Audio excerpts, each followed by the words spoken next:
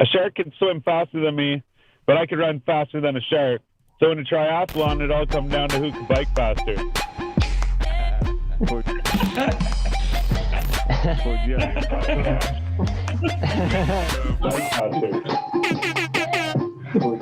Yeah. They're loud. Someone's got their volume real high. Yeah, is that you, Gordo? Turn that shit down. Are we in? We're in. Gang, gang, baby. You already know what it does. Yeah, yeah. Thanks for tuning in. I'm Styles the Prophet. I'm B Show. And I'm Jonesy. Yeah, yeah. And we're the Basement Weirdos, and you're watching the 4G Audio Podcast. Gang, gang. Yeah. Yeah. Cheers, Thanks boys. for tuning in once again. Happy Friday, everybody. Cheers. Yeah. Blop, blop, Oh, I don't have a drink on the go. I gotta get that fixed. Better start drinking. Anyway, so tonight, January motherfucking 22nd, we got Ruckus in the building. Mr. Zed with him. Fucking I was thinking earlier today, I was like, yo, I'm like, these guys just need to go ahead and be like, yo, we're a duo, you know? Like, we just need to go ahead and call it that. Fuck yeah. So like I said, I got a little story I wanted to tell. I figured no better time than right at the start because we won't interrupt anything. But so today I went to fucking Talk of the Town car wash. And this guy always, like, whenever I go there, it's not just me, it's like everyone, like, he'll hover around you and, like, he's like curious. He wants to see what you're doing and shit, right? So one time I go there and he comes in and he just stands there like this and stares at me, and I'm like, man, I'm like, what do I say? Like, what do I do to that? Like, I don't know. Like, so I just kept doing what I was doing. He's like, what are you up to? I'm like, I'm just washing my car. I don't know, like nothing really, you know? And like, I would have figured he was making like normal conversation or whatever, or just trying to be nice, but he wasn't even smiling, and he looked like he was mad at me. But anyway, so now fast forward to today, and I go there, and I'm cleaning out the garbage out of my car, and I have the driver's side open and the passenger side open.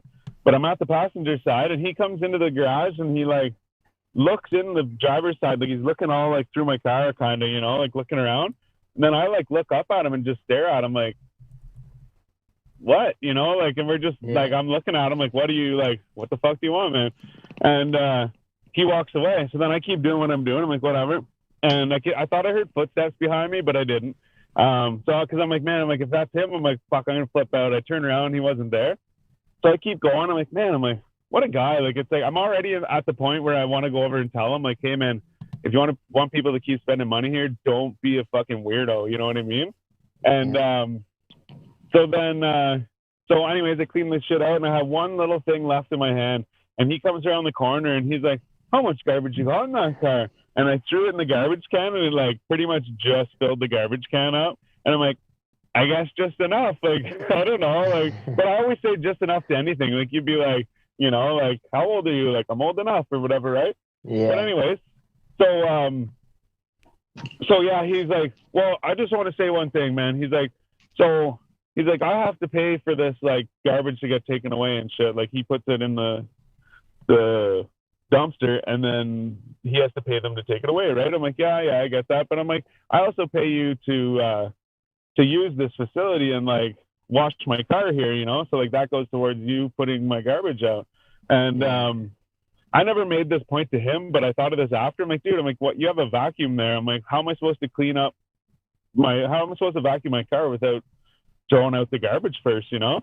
But anyway, you're supposed to place it nicely on the ground and then put it back in afterwards. That's what he wants. Yeah, exactly. Yeah. He's about to be the talk of the town for being a dickhead, eh?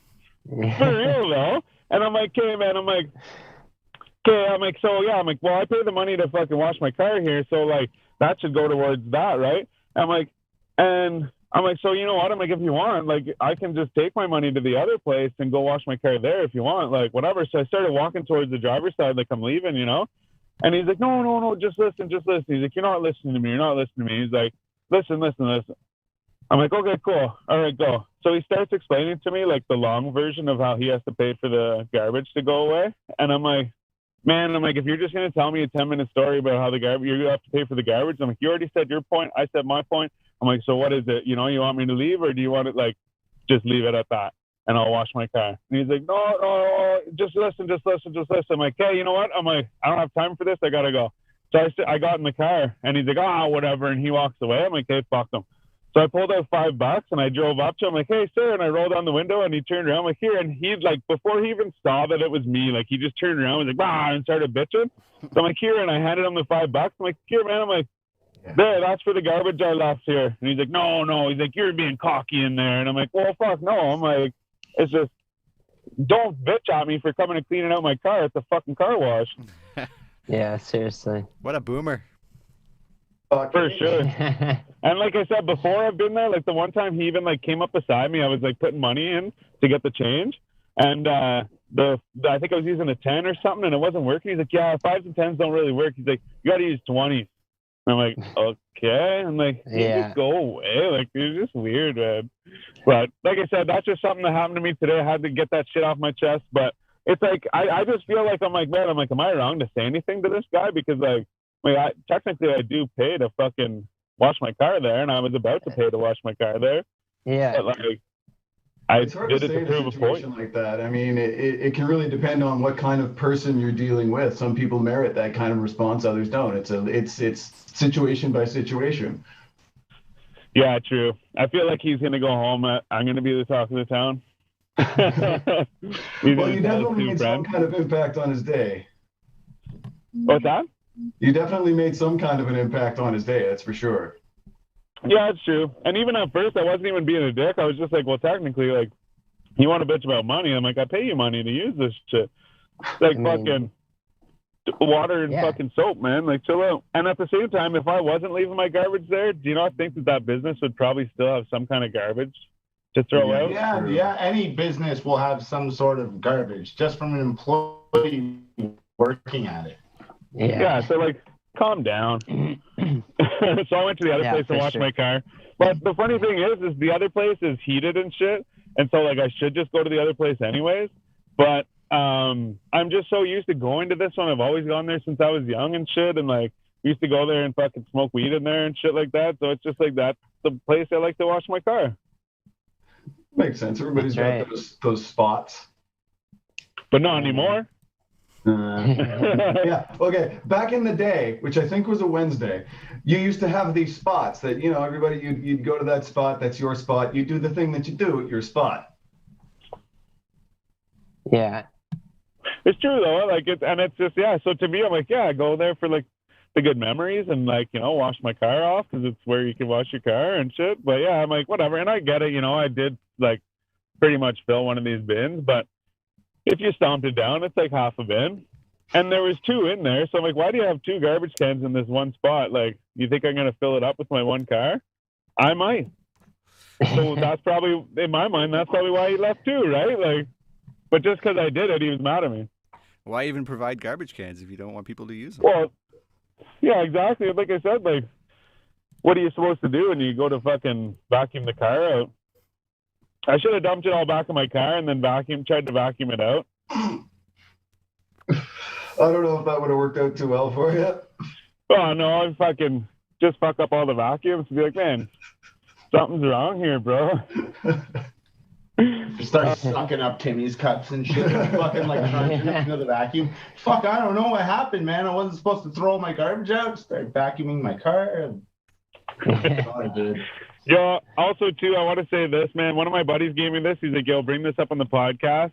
I don't know if you can, like, see it all that well, but so it says personal touch key.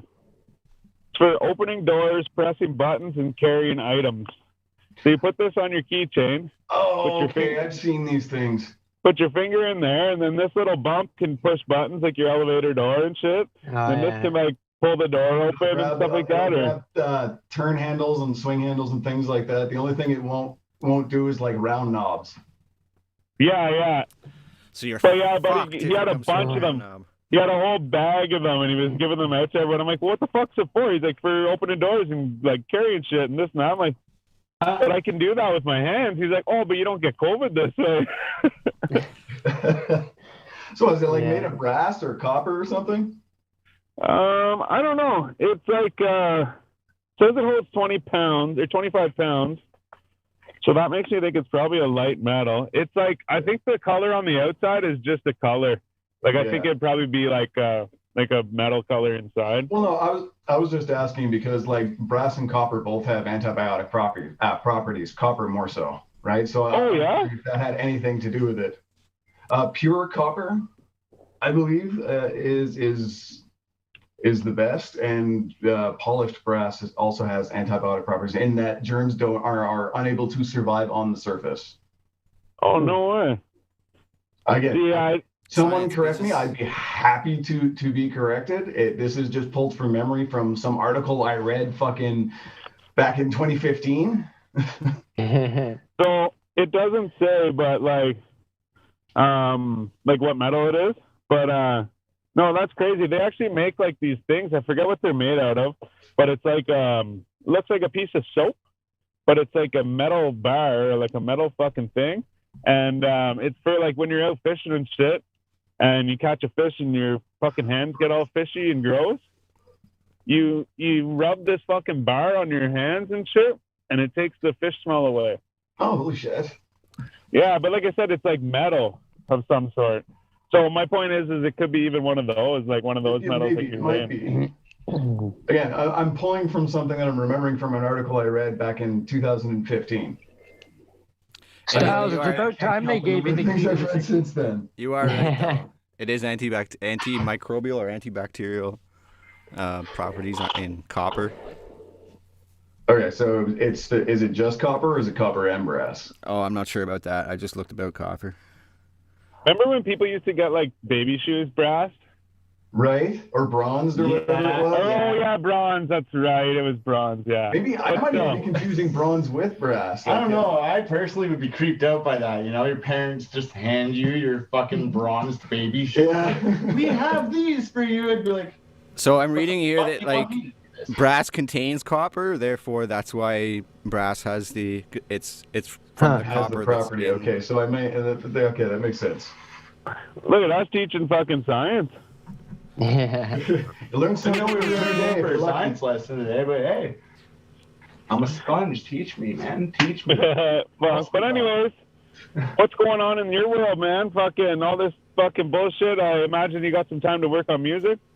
Oh yeah, no, lots of music coming. Got stuff coming with collectively. As a collective for Hungry Squad, we got stuff working on. We got features mixed and mashed everywhere. I did some work. I've been doing stuff with Dirty Laundry lately. Young LA. Shout out. Track with them, working on more with them. I'm jumping on Mata's Feed Me Beats Volume 2. So that's another one on the way. Video tonight. Wait, what is it? DVD? Did you say DVD Smooth? No, Feed Me Beats 2. Oh, I thought you said DVD Smooth. No. Yo, fucking peep the comments right now. We got a guy commenting car wash guy. He's like, Styles, you screwed me with the garbage you threw out at the car wash. I'm going out of business because I had to pay. People are having some fun. Car wash guy. Yeah. Did someone just create an account? I think People are having fun with some new old accounts. That's what you started. Yo, shout out to Car Wash, dude, man. You know what, man? If you want, send me the bill. I'll pay it, bro. But no, I noticed too. You guys are doing the Hungry Squad thing. Fucking, how's that going? Anyways, like with the King Kong and shit. Great. Fantastic. Never had so much creative freedom in my fucking life. It's work at my own pace, do as I so please. I'm not held to freaking run anything by anyone. I get to be my own free agent under Hungry Squad. Hungry Squad is just an umbrella. It's a name. Everybody is each their own individual part of that larger whole. True, yeah. Right. Were you so I know that when King Kong performs live, you back him up, but weren't you backing him up before, like a while ago too?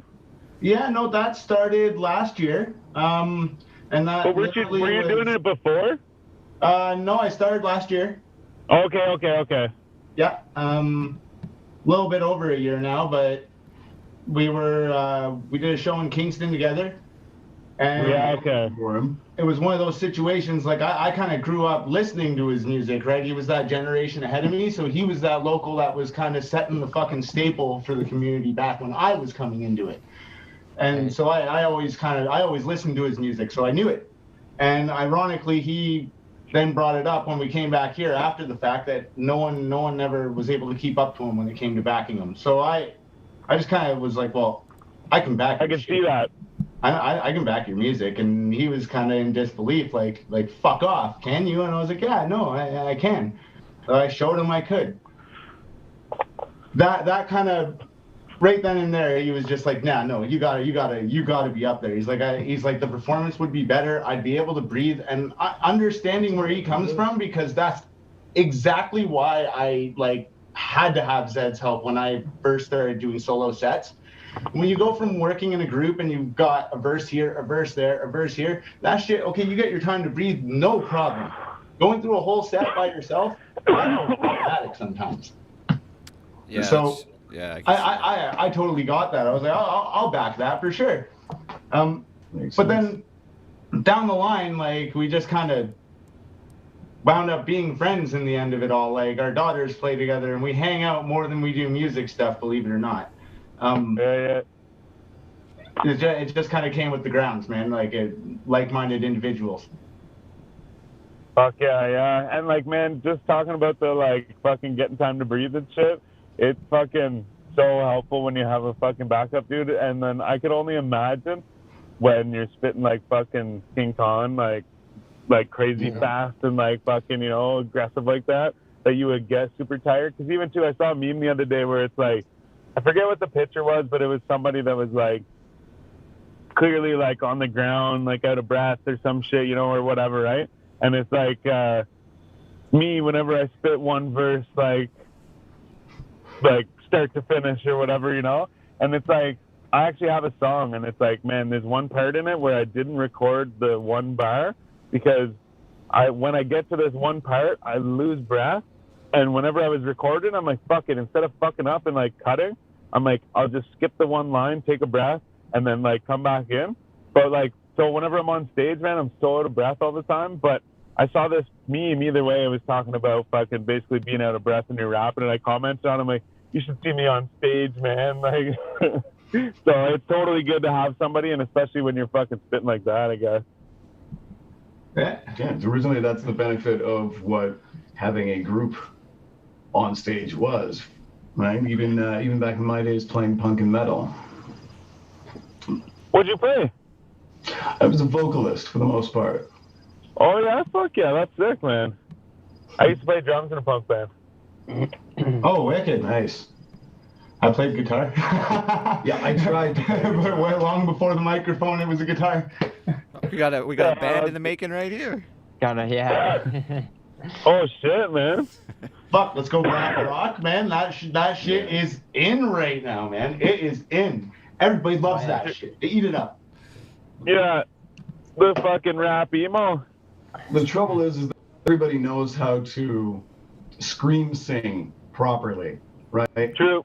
This is where that idea of all metal is garbage noise kind of comes from, because you hear these people who are straining their voices, overdoing it, and not doing it properly.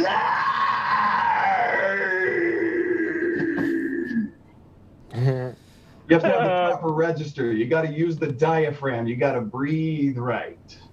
Yeah. See, my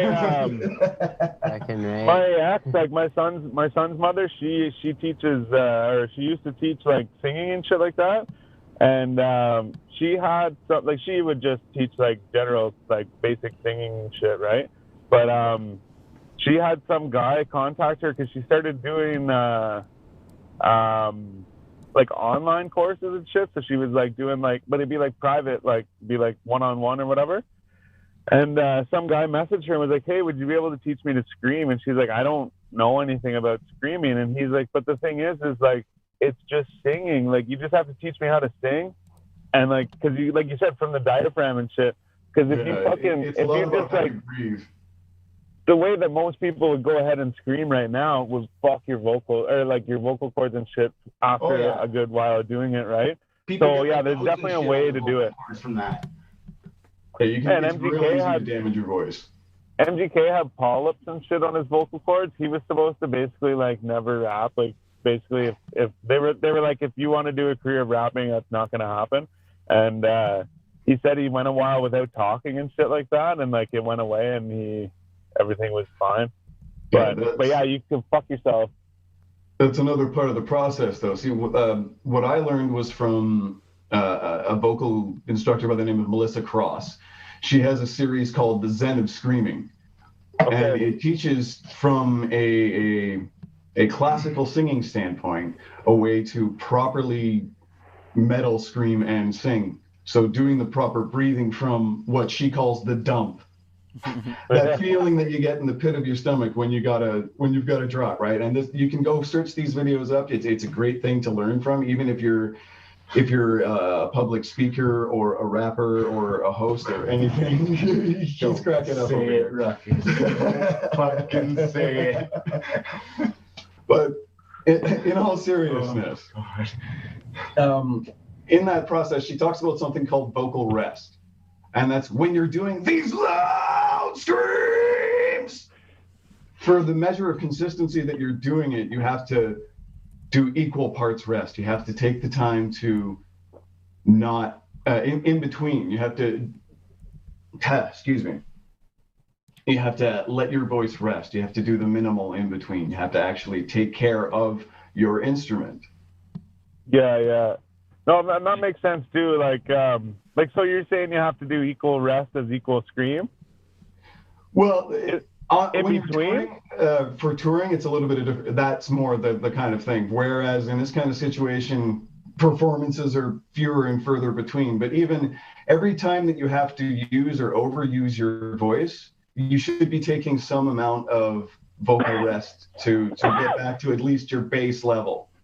No, okay, I see. You mean like kind of like, I thought you meant like short term, like in the sense of like in a song, like say no. Scream for 5 seconds and then like take 5 seconds off, and I was like, shit, that would make for some weird songs. It kind of would. It would give an off measure for sure. I see what you mean, because you fucking go on live on stage for 40 minutes. Well, you don't want to be out screaming afterwards because you're just fucking yourself. Even in between songs in a situation like that, like just talking about breathing, right? In between songs and rap, it's the exact same thing in rock or heavy metal with that requires a lot of vocal fry or other types of vocal exertion. Yeah, I have to sneak a lot of little breaths in when I'm performing. You wouldn't notice them, but no, I do. Yeah, it's finding the right spot to do it that doesn't throw off your flow or anything like that. You got to pick the right space to take the breath. You got to time it while you're writing it, basically, and be like, exactly. This is where I'm gonna need to. Really quick, well, you know. And that's what it was my, like I said, the one song that I said that I had that was like, there's the one bar that I just fucking, even whenever I now do it, I know all the words perfect and everything, and I know that it's coming, so I try and take breath. But whenever I get there, you can tell I'm like, ugh. But that's because I wrote it like that. I went, this bar, this bar, this bar, this bar, this bar, this bar, this bar, they all fit into this 4/4, but they all fit into each 4 by themselves. So I'm going la la la la la la la la la la like through the whole fucking thing. And then like maybe it's not fast, but it's just the fact that you're going through the whole thing. The constant outward breath and doing that, what people don't realize, to do that, the fucking lung power, the amount of air you got to pull in before you even do that alone will tire you out. It's true. Yeah, and then the other thing too is like I noticed like you said, you got to plan for it when you're writing. So whenever I realized that, like, man, I'm like, I fucking can't just write the bars to fit the song because you have to breathe and shit, right? So once I realized that, then like now when I sit down to try and write, which is like not very often, but I know that I'm like, okay, I have to breathe here. And sometimes when you listen to rap songs, you hear them, they use the beat with their breath. So they'll be like, da da da da, da da, you know what I mean? Like they put it into the song, right? So you may not even notice that they took a big breath there, but it's because they put it on that note or whatever, right? It's like a vocal bookmark. Yeah. Yeah.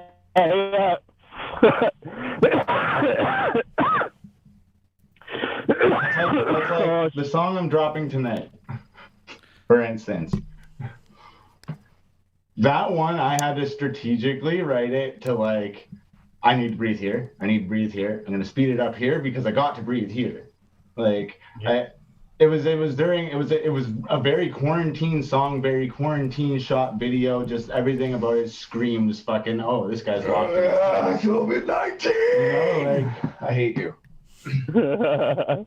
Well, and then the other thing too is you get to appreciate those moments that you like. It's basically like you booked yourself an appointment to breathe in that song or whatever, you know. So like when it happens, you're like, okay, this is where it is, right? I say da da da, and so now you're like, take a big breath. Don't just take a quick breath and keep going back into it. Take a big breath. Appreciate that moment that you've given yourself to get that breath. You know, like. Right. I don't know. That's the way I see it. Sometimes I hit parts where I'm like, oh yeah, that's right. I'm like, I made this so I can breathe up here, but I'm almost out of breath. And then I'm like, and I get that breath. I'm like, nice. Like, you did it. But yeah, no, you get to appreciate those moments then, because you're like, okay, yeah, like make sure you use every fucking like millisecond of this breath appointment. Yeah, you gotta know. I gotta get through the rest of this verse with this breath, and if I don't do it, I fucked up, you know, like. But since you mentioned the song, should we put it on or what? Fuck. Yeah, why not? Let's fucking drop it on. Let's drop it on. Drop the video? Why not? For the record, mix and master, Mata. We got Zed on the directing, filming, editing portion of things. Always, gang. Okay. This song is actually one that I wrote in the last lockdown. Yeah. Okay. In the last what? Oh, lockdown. The last lockdown we had. Not It's been a long time. So this one, I sat on it for a little bit, but it also was produced by Timinator. Nice, Timinator. Shout out to Timinator. Shout out Timinator songs, baby. He's in the comments for right this now. one. He's been badgering me for the past 2 days, waiting to see this one. So I told him that he had to be here in order to see it. That's fucking right, man. Yo, that guy does crazy work too, man. Like he's always fucking, you know, promoting everybody and fucking showing music and fucking. And then he remixes everybody's shit. Sorry. Audio? I can't hear it. Yeah, we're working on that. How do I turn them on? No audio, baby. 4G video. Yeah, hang on. Yo, I like the orange on the hat. Yeah. Bet. Yeah, just give us a second. Hey, man. Fuck. Take your time. Peddlers. No, I got it. We're working with technology. Yeah, We're this is gonna do it. the trials and tribulations of trying to do a Zoom podcast. I'm just going to take this time to shout out Bully Zone and shout out our sponsors at Green Grass Oasis. You can find them at Pickwacknagon, Tyndonega, and Shannonville for all your cannabis needs. Gang, shout out to those guys. You can also find them at ggoasis.ca, I think. Yeah. Yeah, okay. You get it. Money. Hell yeah. Where's Duncan? Yeah, where's the dunk man? There he is. There is, yeah. There's the boy. The dunk man. Looks like Duncan. an old man. Oh, shit, man. Duncan. For anybody who can't see, pretty much everybody can't see, but we got our homie in here, and he's got his dog on the fucking screen, Duncan. Shout out to Duncan. And our homie Gino. Gang. Hell yeah. So I was trying to also watch on YouTube, and I realized it was lagged, and I was like, why the fuck does it sound like Styles is speaking, but he's not moving?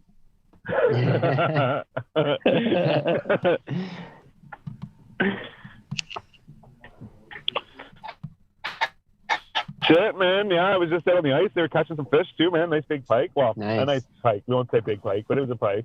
Like the size of my forearm, which is like pretty big. Decent. All the way to my Ate it. my knuckles. No, well, not yet, but yeah, it's gonna be eaten. It'll be eaten. Okay. You know what? Oh yeah. Like I always tell people too. Like people be like, "Oh yeah, like I like to fish or whatever," or they'll be like, "Oh, like yeah, my buddies fish and shit." I'm like, "No, like my buddies, like it's like I don't know how to explain it. They like We should be good. they're like over prepared. They got like everything you need. All right. I think You know, like they're like, oh, and just like anything, you know, like Yeah. I'm trying to think of a good example, but anything. Just like, oh yeah, I randomly need this. They're like, yeah, like I have a bunch of it, you know, like I'm just trying to think of good examples. Like, wish I had a granola bed. Like I got some, you know. Yeah. But yeah, no, like they have everything. They bring their like little sleighs out with like their fucking, like I said, they got the pop-up tents and shit, and they got like their fucking. They're the Mr. Gadget of fishing. Exactly. Yeah. And, like you know, everyone would have like, you know, like a fucking auger and like some mitts and like a couple of fucking lines and shit like that. You know, like everyone would know to bring certain things, but these guys are like cooking on the ice and like, you know, like it's just all like crazy shit. They're thriving. What's that? I said they're thriving. Exactly, yeah. And like I said, they literally, like, I mean, whenever I was out there today, they weren't set up for this, but they have done this before, is literally like sit there in the hut, fucking pull fish out, clean them, batter them, and fry them like while they're sitting right there, and eat them. Fuck yeah.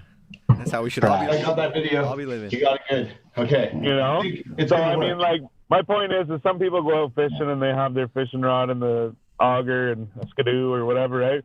These guys are like full on, like it's like having a house out on the fucking lake. They're like, do you even fish, bro? Yeah, exactly. Yeah. And also too, they're good too. The one guy is like, when they're out on the like water in a boat, he'll be like, see that little spot in there? Fucking, like, I bet you there's a fucking pickerel in there. And he'll toss a line in there, and he's like, pulls it out right away, you know. But yeah, no, they're crazy fuckers. I've always said they should start a fucking channel. They should get together and fucking fish because they're good at it. Like I said, like you like if I go fishing in a boat, you're like, hey, I got a boat, we're gonna go fishing. I'm gonna bring one fishing rod and like a tackle box. They got like 3 tackle boxes and like 10 different fishing rods and shit. Like they're for real. We're ready to go whenever you guys are. All right. Okay, well. Oh yeah, bro. You can introduce the song. Track's called Bad Mood. The reason why it's called Bad Mood, for anyone that's locked in their house, anyone that's fucking been in a bad mood, y'all understand that shit, but I do it a little bit differently. Drop that shit. Yeah. Let's go. It was Ruckus, baby. Still? Why isn't it working? Oh no. I still got no sound, dude. My worst nightmare. Yeah, never fails. My worst nightmare, man. I'm pretty sure I know whose energy is behind this. God. No.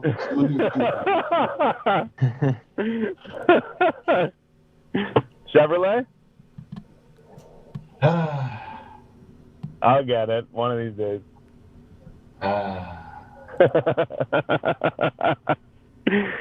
Oh, you sick fucks. If y'all don't want to drop any questions while we're trying to get this motherfucker working, feel free. Bombs away, man. Bombs away. Okay. Wait, like me? Yeah, you or anyone. I guess I got a question. We were sort of talking about it before the podcast started. Yeah. Now, I think, and I don't know, Styles, if you want to take this away or not, but basically, we had a guest. I was going to wait until after the video, but go ahead. Okay, we got time to waste, right? Yeah. But yeah, like. Oh, we got it. Okay, there you go. I was even like, yeah, for sure, let's get it. Well, we'll save it. All right, let's go. Holy fuck. Does that mean? Yeah, we got it. Okay. Well, we can either play the video or finish the questions. No, I'll play the video. That's what we've all been waiting for. killing me. Okay, let's go. Shit, boys, I gotta go watch the Elf Boys. Right now? Can you hear me? Can you hear me now? Hey, I, That move. On some different shit. I'll show you a little bit what I'm talking about. Ruckus. Yeah. Listen. Lately I've been pissed off. I'll jack your wristwatch, laughing while your kids watch and run away from 6 cops. No way that I could get caught. Things I like to live off, telling them to lift my nuts, cause I don't really give a fuck. I'm driving in a rusty truck, passing by the bucket trucks. I won't waste my time, I'm keeping my whole 50 bucks till the take up. Before I wind up getting stuck, cause that's just my luck. I like a trust why I rip it up. You in a bad mood? I'm in a bad mood. You talking shit, you got me pissed, I'm gonna slap you. You wanna act rude? Then I'ma act rude. Make you lose a tooth, maybe two, cause I'm a bad dude. You in a bad mood? I'm in a bad mood. You talking shit, you got me pissed, I'm gonna slap you. You wanna act rude? Then I'ma act rude. Make you lose a tooth, maybe two, cause I'm a bad dude. Belligerent? Yup, just a little bit. Stop to tell you cutie shit for acting like a little bitch. I'm stopping on you little kids. Reaction on the gimmick tip. Don't ask me if I give a shit, I really don't. Plus my only wish is so you don't cut it off to send it back home. Cause you acting like you been lacking a backbone and hang around with crack codes. Well, they didn't smash your methadone, they rapped stuck a metronome. I'm about to send them home. I'm a brutalist, bad to the bone, plus a little sick up in the dome.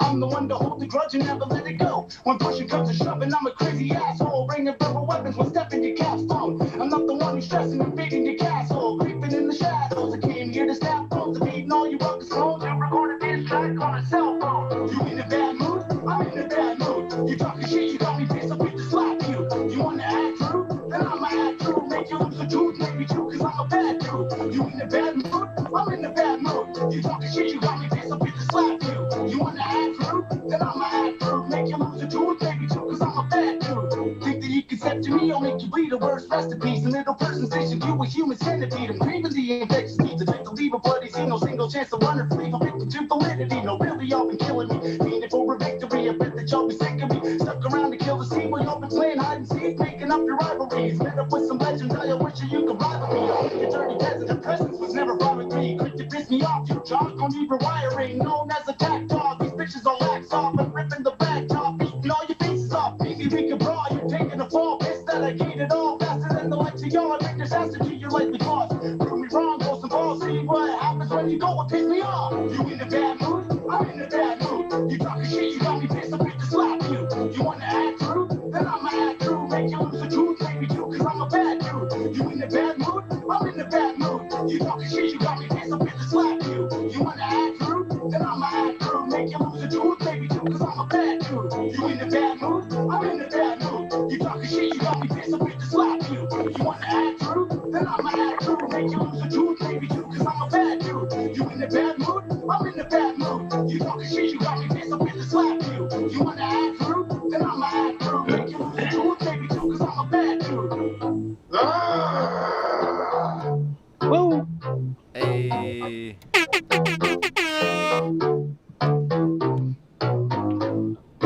Ruckus.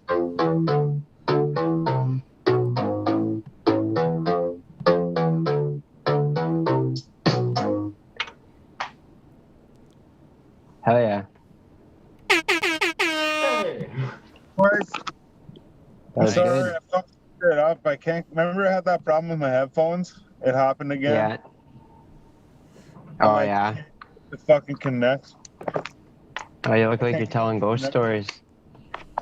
That was a dope track, though, for sure. It says it's connected, but I can't hear you boys. For the Oh record, no. before We can anyone hear you. looks We at can hear you. that track, that song was written, for the record, while I was still with Creep Squad. So that is in no way, shape, or form directed towards that situation. Okay, so that's a Okay. good segue Yo. into... Yo, wait. Hold up. What's we up? need to fix this shit with Styles right now. Is he gone? Well, he can't. See, we can't hear him or he can't hear us or some shit. Oh, Someone's got to. See? Oh, we can't hear him. Yeah. all right. I'm So, gonna hear a sec. Somebody send me a link. I'm sorry. hey, it works now. All right. Yeah, we hear you now. No, it's been doing that. He'll come in for like a very brief moment and go out. I'll send him the link. I got Damn it. Do it up, B show. Yeah. So, anyways, But yeah, no, that song was in no way, shape, or form relevant to the situation with Creep Squad. That was literally, I wrote that song while everything was still, I guess good. I don't know if you'd call it that, but. so was that something that was brewing for a while? Because like back in October, I think it was, of last year, around the Halloween time, we had Goon on here, and he said some things. And I know you saw that because you wanted your chance to, you know, say your piece, right? So, Gangster. Styles is There back. it is. Nice. Right on. But yeah, no, and like, Nice. so that song had no relation to the situation with Creep Squad. Goon even heard that song before everything. You know, that song's been done. It's just sat on it before doing a video for it. Knew I wanted to do a video for it. Just didn't want to throw it out there with just some fucking audio play and just throw it out there. Right. I also didn't know what I wanted to do for the fucking video. So he spearheaded that and just threw the idea at me. I was going to do it in front of my mic and just like kind of, you see how LRP kind of releases like how like Stitch does his Stitch Bars fucking videos? I was going to do it somewhat like that. Basically, in front of my mic. standing in front of essentially a black screen, such as that one right there. A handy little tool for any production. Or the one back here. Right. So that's basically what we did for this, was we did it in front of the black screen, but we blacked out the room, and the light we're using for this right now, that was the only light we used. Nice. Literally, it's just a halo light. Everything else is his edit, and just for the record, I just thought I'd throw it out there. I'd say that the timing was pretty good on that video. I think that my lips matched up to my music pretty good. Right. Hey man, yeah, as well. You know, through the whole Zoom thing, it's a bit, you know, It is what the it is, but timing's the not video perfect, will but also be yeah. premiering on Ruckus's mini pages. I liked the little PSP fucking border. You know. Well, Yeah, that's sick. it was an improvisation, right? Yeah. Improvised sometimes. What was the bar about a human centipede? That you were spitting so fast there right off the beginning of that. It's think that you can step to me, I'll make you bleed or worse, rest in peace. The middle person stitched into a human centipede. I'm craving the infectious beef, the type to leave a bloody scene. No single chance to run or flee, fall victim to validity. No, really, y'all been killing me. Fiending for a victory, I bet that y'all been sick of me. Stuck around to kill the scene while y'all been playing hide and seek, making up your rivalries. Met up with some legends, now you're wishing you could ride with me. A bunch of dirty peasants, your presence was never fine with me. Quick to piss me off, Hard. y'all don't need rewiring. Well-known attack dog, these bitches all act soft. I'm ripping the rag top, eating all your faces off. That's I want to be hard. the middle person in a human centipede. Yeah. That's Yeah, bars, that was hard, yeah. So that's What up, Frieza Ninja? it's like, you know, I just kind of, with that one, I kind of touched back on my roots typically, right? Like, I took my horrorcore boom bap and styles, mashed them together, and just, that was one of those situations. I had the beat from Tyson. Shout out and to Timinator for that awesome beat. I dropped it, and he actually, it was similar to one I already did, which I didn't really want to do it at first, but he really insisted. He really, really, really wanted me to use it. So I promised him I would, and that was the product of it. Fucking Oh yeah. Oh. So, well, I'm just gonna fucking cut to it because I'm pretty sure this is what Jonesy was gonna get at, and I'm pretty sure this is what a lot of people want to fucking talk about. Yeah, we sort of touched The on it. ghost is in the air. There's no denying the ghost is in the air. Yeah, and like the thing is like I didn't want to jump into it, but at the same time we got to jump into it. So Creep Squad's no longer. But I also understand that this goes beyond Creep Squad. This is like a Black Flag roster and fucking I don't know. In his Sorry, I'm bad eyes, with it this. was, you know, like to me. But what's going wasn't, on with? You know, to me it never was. Like to me that situation, like he looks at it like, oh, they were attacking me, this, that, and the other, and then you can't put any fucking names out there, but he says they, and he uses it as a whole, whereas we over here, my entire division, Nobody was all here. constantly going to his video shoots to help him out. So wait, who's he? Who's he you're talking about? June. Yeah, we'll Okay, I know, but I'm just saying we got to put it out there. Of what was once Creep Squad, but a non-existent entity. At the end of it all, he, like, you guys even saw the video. When he first left, the first thing he did, he made a live video. He burnt his patch on the video with I'm leaving, I'm doing this, with a very, like, negative friggin' video, very negative direct shot video. And then he's saying that other people were attacking him, but action reaction is what I say. Okay, there's so many things in life where there's an action and a reaction. Okay, was I involved in the reaction? Fuck no, I wasn't. The guy was my friend. I thought he was a friend right up until the moment I fucking said, I can't do business with you anymore, I need to leave. Right. But, like, okay, so I mean, was that because of the fucking whole battle axe and black flag thing, like, or was that like based on another? You know what I mean? Yes, we were faced with an ultimatum. It was either basically you guys drop battle axe or you drop creep squad. Now. In his mind, it was battle axe or creep squad. In his mind, and I still at that point said, okay, you know what? Over constantly, because this argument had been going on for months, and I got sick of arguing with my friend and said, I'm just gonna cut it here and say, let's just stop doing the business side of things together, and let's just be friends. Let's just go back to what it used to be, because this is clearly causing problems between us. Right. No, I'm a piece of shit right after. Oh, you joined Hungry Squad. We can compile a whole folder of screenshots of messages left behind and interactions and voice clips that could detail every juicy aspect, but that's not what this is about. We're here to give cold play. In fact, it got to the point with Creep Squad where I couldn't even sell tickets to my following anymore because he had either blown up or gotten upset with one or the other or this artist or that artist that I freaking like outside of the freaking situation, or it was just a constant like, oh, I don't like this guy, I don't like this guy. I just got sick of it, you know. Like there comes a point in your life, like I got a fucking 3-year-old. My patience goes towards that, you know. Yeah. At the end of the day, there comes a point where it just becomes senseless fucking arguing, and you don't want to do it anymore. Like. Right. And it goes so much deeper than that. Like this situation started boiling years ago before Zed even came into the fucking picture. Long before I even knew they existed. Bottom line is that even back then, there were things that he did that I forgave him for and just said, oh, whatever, we're friends. It's cool. It'll make up for in the future. We're doing this together. Like when I was expecting my fucking child, and he needed help so he could make money, I set him up. He could make money. He owed me $1,000. I showed up to pick it up. He had no money for me.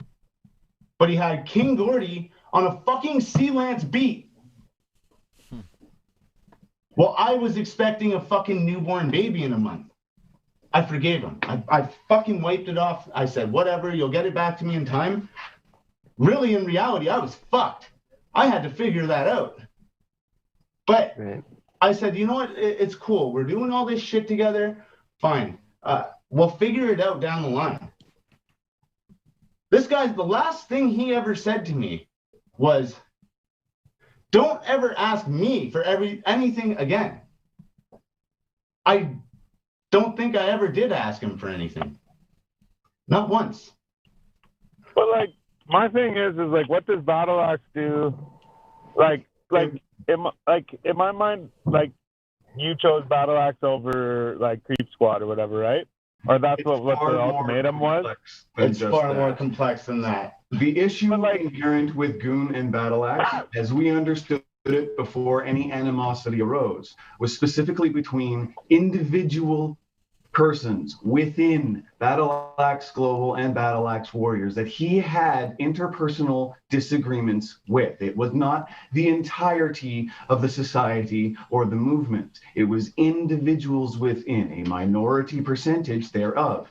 Yes, there were people who towed the line and lapdoged. That's when I stayed with I just mean, like, why would he left? I actually called him, met up with him, had a talk with him, told him I was doing it, and he was okay with it then. And then it just seemed like after that point, every step of the way, every month or so, he'd come back and be like, I'm not okay with it. I'd explain to him why it's a good thing for me. He'd be like, okay. He'd leave it alone for a month. He'd go right back to it. And it was getting to the point where it was causing the music to stop. We have, at Mata's studio, 3 songs started.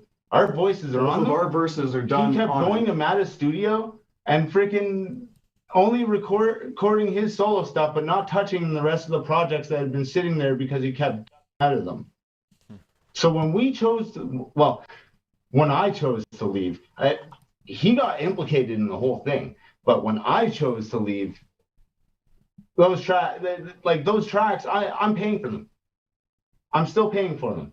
Why? Because it's with my engineer that I introduced Goon to. Right. So at the end of the day, I'm still left carrying the bill. It stopped making sense. So it's more than the whole, like. It goes beyond this. It goes beyond this vest. It goes beyond those flags. It goes beyond. Okay, because my question was, like, my thing was if it was like Battle Axe or being friends with your homie, then, like, what's so good about Battle Axe to make that decision? I understand. Right. Totally. I understand that it's more than that. It's just that's what my question was. But, like, you're saying it's more than that. Well, so I get it, but you can see where I was coming from. No, definitely. Like, literally, what he said to us was, you know, because people on my end are asking. So it's either he's like, you guys we can stop doing Creep Squad and still be bros. The problem is that I jumped on it when he said that. I officially did not actually make a decision. I was forced out without actually having any say in the actual matter of it. I was pushed into a decision, essentially. When I jumped on it, I guess to him that was a fuck you, but really he was the one that said the words. You guys can leave and we can all still be bros and just not do Creep Squad anymore. He's like, because I don't want to he's like, we can't have it mixed collaboration. But the thing is, Creep Squad was never fully Battle Axe at any point in time. Even going back to its origins before I ever met them. Oh, it didn't make sense to me either. See, I do this. What this is doing for me right now is a lot of positive, okay? As well as the other 10 people that are in this division. A lot of positive. Our future plans with this are bigger than I can say on friggin' microphone right now. But I mean, like I said, like, Goon was in here and he said his piece, and I think you wanted to say your piece, and as long as you know, like, we've scratched the surface. Yeah, it was a fucked up situation all the way along, guys. Like, right. Just sounds like it comes down to mutual respect, realistically. Well, you guys also hit a speed bump there back in the day too. A couple years ago now. Yeah, with Beyond, when Beyond left. Like, you know what? Like I'm past every other situation ever that I've encountered. You know what? I could bump into Beyond right now at a fucking bar if it had to happen, and you know what? I'd leave it alone. I got no fucking issues. Anyone else that I had a fucking problem with, I got no fucking issues. Same. This situation just didn't make sense to me because I thought I was making a decision that was like, oh, okay, we're friends, and you're actually giving us the option to say, okay, we don't have to do this together anymore and still be friends. Okay, cool. Yeah. Alleviate some fucking stress, you know? I was like, I'd rather not be stressed than freaking, you know. And salvage a friendship. Yeah, Zach worst. That's true, though, man. At the end of the day, man, one of my buddies told me back in the day, like, at the end of the day, man, when you lay down in bed, like, it's you. You're the only person that's laying in bed, right? I mean, like, you think, you know what I mean? In reality, you got your girlfriend or whatever right there. But, like, when, like, she fucking leaves, it's just you. So, like, you know what I mean? No matter what, it's always, like, you. So you got to take care of you. So, I mean, I get that, you know? It's like if someone's holding you back, then, like, whatever. So, I mean, I guess at the same time, it was kind of you're looking at it as like I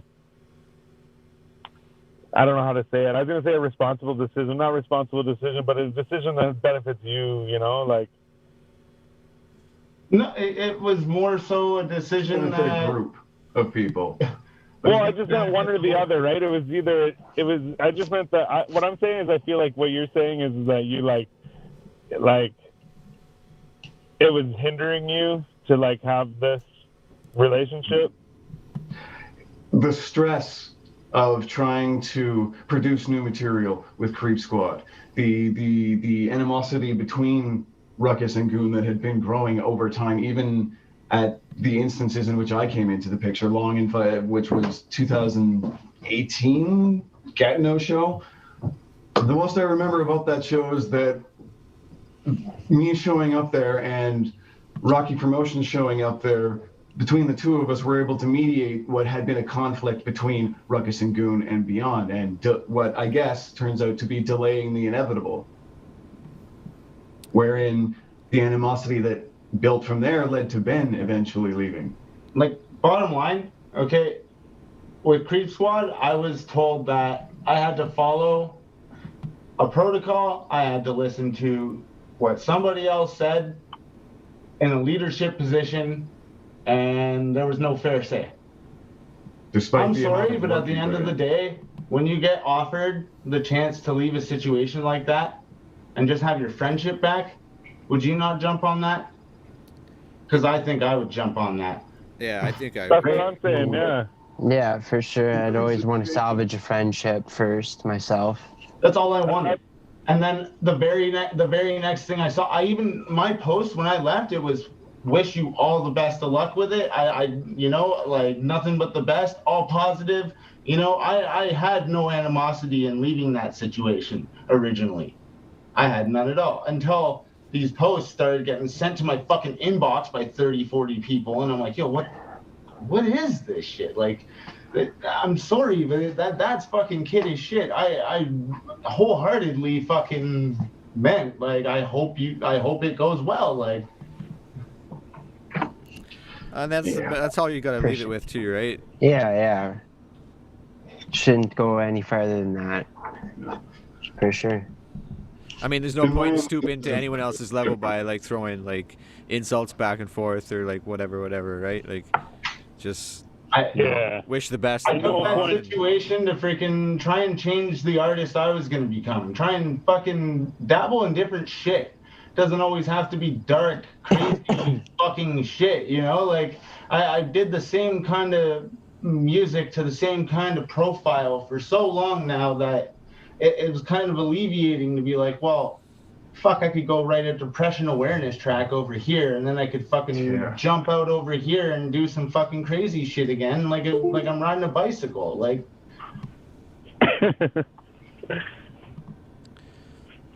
yeah, I guess it makes sense, like, to have the artistic freedom too, to be able to, like, I mean, what was the reason you didn't have that in the first place, though? Because at the end of the day, if I were to go and I dropped that kind of shit on Goon just wasn't that profile rapper. He's not going to do anything that seems like, I guess, sing-songy. He's not going to do any of that kind of music. Goon makes that, like... Which was the Beyond scenario, too, was it not? No, that was, like, kind of like viral chasing sing-songy shit. I mean, like, getting a female voice on a hook and, like... You know, taking the fucking time to actually profile the track properly. There's a difference between melody and sing-songy, is I guess more what he's trying to say. Adding a little bit of melody into hip-hop and rap has always been there. Whereas chasing the viral in Beyond's case and sticking on a more straight linear path. But record it and throw it away. Yeah, but if I'm making shit like that, okay, if I go and I make something about depression or something like that, it's because I have a wife that suffers from depression, not because I'm doing it for anybody else's fucking really means at the end of the day. When I drop a track out, it's what's going on in my head. At the end of the day, to be able to put something else out, if I want to go make a track for my kid, I can do that now, and it's not going to seem out of place. Right. True. It would have seemed really out of place. So Like, you're supposed to be coming in there and rapping about cutting somebody up on a fucking chopping block, Right, okay. sausage links out his chest. You know? I was just about to ask, so you're saying you were basically restricted to just horrorcore is what you're saying? Well, you not couldn't make necessarily any- even horrorcore, you know, just a very particular in a violent avenue. nature, you know, just kind Right. of violent music, no matter what, you know. I didn't really, anything else wouldn't have blended right. Like, we had to make violent music together. That was just what we Right. fucking did. Right.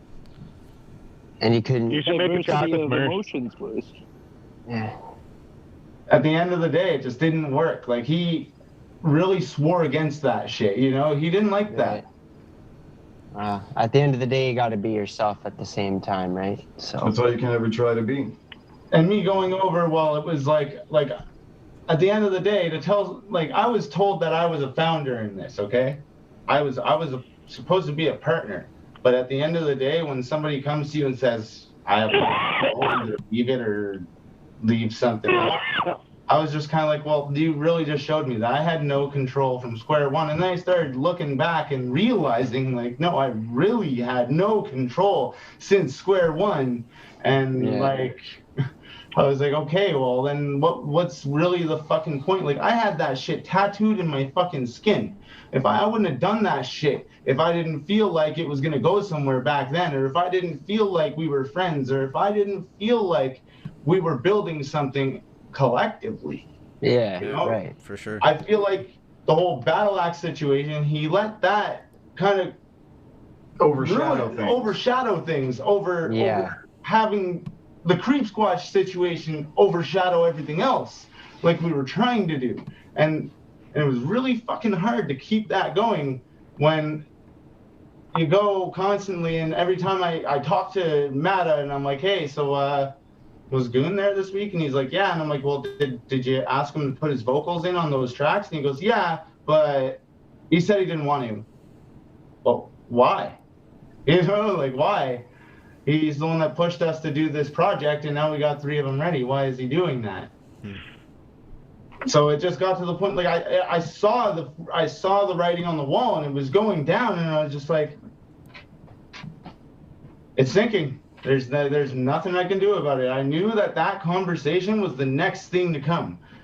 And then when it did, like, he did it all friendly and polite, and it was like he was setting a fucking bear trap. Like, oh, and you guys, you know, if we stop doing the music together, I have the freedom to just do my Black Flag roster thing over here, and you guys have the freedom to do that over there. And maybe we collaborate here and there. We might have even supported. And, you know, like, yeah, if it was, it's just he has a habit of something gets to him, and he blows up right away.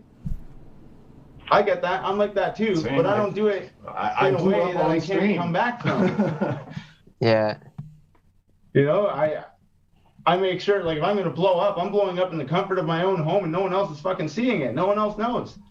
And then I'm going to approach it with a fucking clear head. Yeah. That's smart. But I feel like he saw my freaking, like, I wish you luck post, and then he just jumped into the message box right away and blew up. And then by the time he blew up, he didn't even give me the chance to respond. This is how petty it was. He sent me a paragraph and then blocked me on everything. Yeah, that was kind of a lot of his actions after the animosity began speak louder than any posts or words could. He completely erased any single video for all of our previous podcasts that have featured Ruckus or myself on any media. So we have no reference material to go back to if we want to, say, make a particular quote or anything anything like that to counter anything that he may himself have said. Yeah. Well, and that kind of sucks too, because even like when you say like he erased the videos and shit, and like Ruckus, you're talking about having a tattoo on your skin and shit, and like I just both those things when those things are brought up, I thought in my head, well, you can't really erase the history. It's there. It's a thing, you know. Like tattoos and memories are still thoughts in my mind, you know. Yeah, I did what I could to erase the fucking history. Okay, and it's still burned. They tried to cover it up, and it still burned in. That's how much energy there is. It'll always be stuck there, no matter how hard I try. All I can do is just try and fucking veil it enough that it doesn't bother me. No, but that's what I'm saying is you shouldn't deny the past. It happened, you know what I mean? It's a memory. And I don't. It was a great time when it was good. It was really good. There was a lot, like honest to God, meeting Goon and meeting Ruckus and even meeting Beyond pulled me out of, was the start of pulling me out of one of the worst situations I'd ever gone through, what ended up being one of the worst situations I'd ever gone through in my life with my ex-wife, for part reasons of my own doing and part reasons of her own doing. I'm not going to get into that here. It's neither here nor there.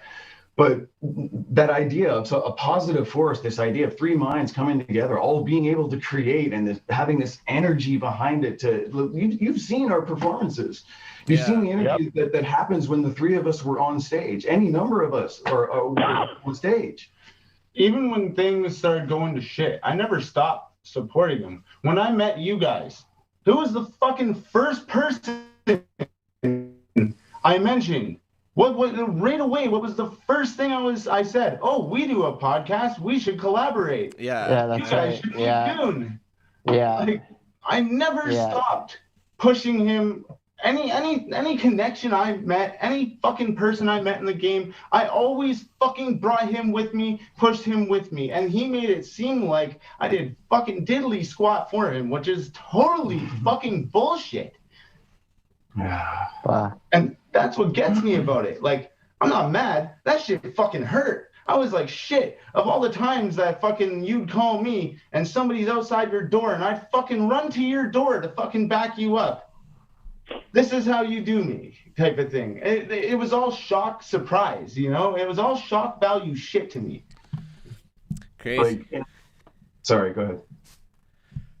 No, I just said it's a crazy situation, you know? Like, it definitely goes a lot deeper than what I had initially thought about the whole situation.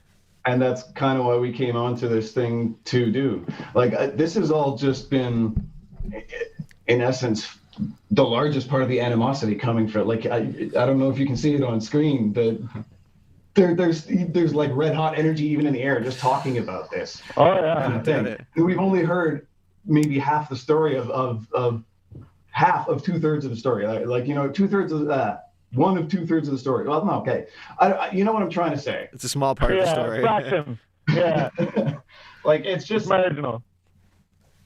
The bottom line, like, where I kind of fucked up was when I met Goon. I met him as a friend. I didn't meet him as fucking Battle Axe Warriors. I didn't fucking meet him as a rapper. I knew he rapped. Someone's got to bring me a beer. Tired out of the game. I wasn't doing it anymore, but he knew I used to. And we just kind of had that, and we were friends, and we'd fucking hang out. That's what it was. And then the worst mistake I did was saying to a friend when he asked me to come out of retirement and build this with him, was saying yes instead of just keeping my wall up on that situation and saying no, because none of this would have happened. Yeah. If it could have ended in a more true friendship over business kind of split, I'd like to believe that we would have still supported each other in a trifecta. We would have supported Black Flag roster to its own ends. We would have supported Goon in any endeavor he had asked us to join into. And some of the things, I just want to touch on only 2 things in my case, in specific reference to me. This idea that Goon put forth that I'm somehow some greedy, egocentric, wannabe god figure, control master, whatever. That's not, no. He's arguing this because of $80 over a video that suffered no end of misery and no end of risk to even life and injury in the instance of one of our own crew. And editing this video required multiple reshoots due to improper lip syncing in multiple shots. So the level of frustration from an editing standpoint, coupled with depression and still recovering from the situation that I had gone through at the end of 2019, before the split ever happened. I'm a work for work kind of guy. I hate money. You see it on my Facebook posts. I am the most anti-establishment, anti-corporation, anti-greed, anti-corruption motherfucker you will ever fucking want into that's not literally wearing a tinfoil hat. I can actually vouch for that. That video that we premiered, he gave me for Christmas. Literally, Christmas present. Yeah, he gave me that video for Christmas. He would not take my money. If I would have friggin' hid the money under his pillow, he would have friggin' hid it in my room somewhere while I was at work. I'm sorry to kind of get over emotional. It's just when I'm the kind of person, you can say whatever you want about me so long as there is some impetus of truth. If I am misrepresented, then yes, I'm going to get very riled up about that situation. And I feel like he very, very much so represented both misrepresented both myself and Ruckus. I'm pointing in the wrong direction. Ruckus is over there. That guy. This guy. But like, you know, it was one of those situations. To say greed, you know, like I can't count the amount of times that I would just give him shit and be like, dude, I'm just doing this to help you. I don't want your money. We're friends. You know, so that was kind of a low blow, you know, kind of just throwing shit out there, I guess, because he was upset. And I can understand that he was upset, but he did put it out there and put the option on the table. If he hadn't put the option on the table, in all honesty, I wouldn't have left. I would have stayed. Just for his fucking emotional well-being. I would have stayed, and I would have bared the situation and probably got through it, and we would have gone on to brighter days. It's just the way it fucking played out at that point in time. It was after a week's badgering and like us just all three, like it got to the point where even he got upset finally because it wasn't right. Like if somebody had told you that you had to obey all the shit that you said and the way you said it, you would be kind of offended too. Yeah. Especially coming from a friend. And in regard to the financial dispute, which I guess his idea of greed comes from towards me, the measure of $80, I outlined the terms and conditions of that refund in a polite and civil email discoursed to him from my business page to his business page in response to a curse and libel and defamation laced email. Getting the lawyers involved. No, I just understand a little bit of the English language. And maybe a couple law books. Maybe.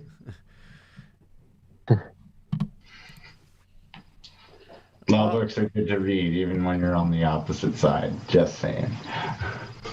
So that was over a video? That's what I feel his particular grudge against me in particular is. I know I'm using that word. I'm flustered emotionally, so I'm kind of stammering and stumbling over my words. But the point that I feel is still coming across. I feel and that is the center of this idea that he tried to put forth. Yeah. Right, and he wasn't very specific whenever he was saying a lot of things on the show last time. I never claimed to be the best video editor or director or even photographer or anything. I just do the best that I can with what I have available. I've always made that impetus. I've always put that forward.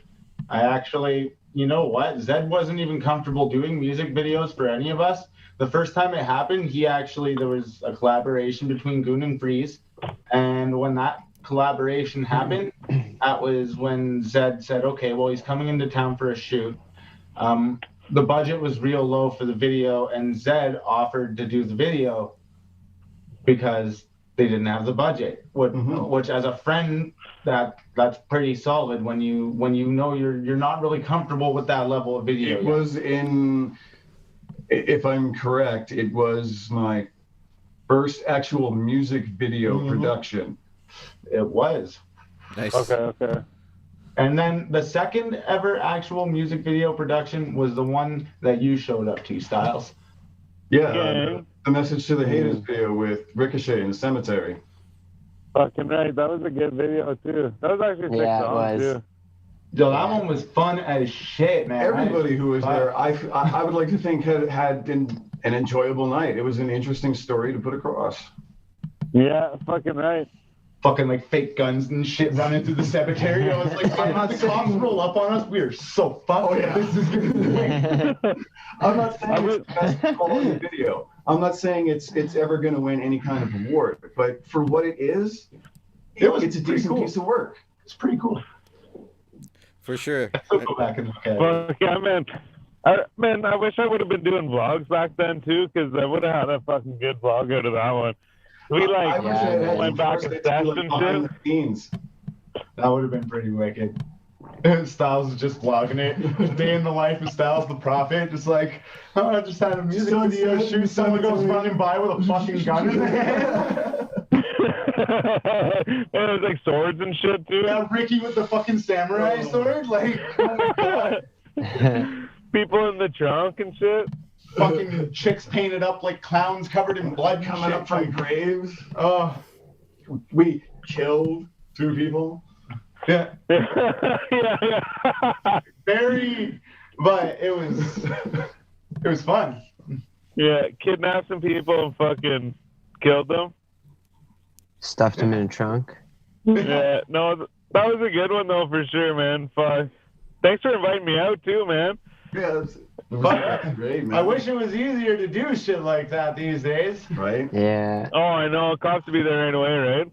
Fuck yeah, like when we did fucking thousands of dollars of fines video downtown, that was a wild one too. That was a fun Y'all video. should have been at that one. That one was nuts as fuck. What video was that? Murder Machine by King Khan, produced by DJ Crusoe. Okay. Fucking wild. You did it downtown. Right down in the Byward Market. Right in the market. Sick. During the day or at night? Nighttime. Dope. This motherfucker's actually got a video he's working on. Well, it's with my own work. I'm an asshole and a perfectionist more so than I am towards anything else. So it's probably going to take me a lot longer than I ever intend to finish my own work. And I've also got 2 other videos that I'm working on for 2 other artists that probably deserve a lot more attention than my own video. So I'm doing those 2 first before I finish the video for the song, the one called Zed. The video shoot itself, fantastic event. I want to get anybody who came out to that shoot who's out there watching, thank you for coming out again. And thank you to everybody who was helping out film everything out there and take pictures and everything. Ghost Monkey Giraffe, everybody. I actually got lucky and I got to play 2 parts in that video. Nice. Yeah. And the second time, I'll spoil one scene from the video for you so you can get kind of a visual. Hey, wait, you got it. Well, actually, I do have the prop. Okay, so this bong here was used as a prop in this video. All right? Okay. Nice. So picture, if you will, my traditional Mr. Zed face paint, white hair, etc., shambling through a park, stumbling upon this guy on a park bench. I have this in my hand. I jam this into his skull, light it, and take a hit. Nice.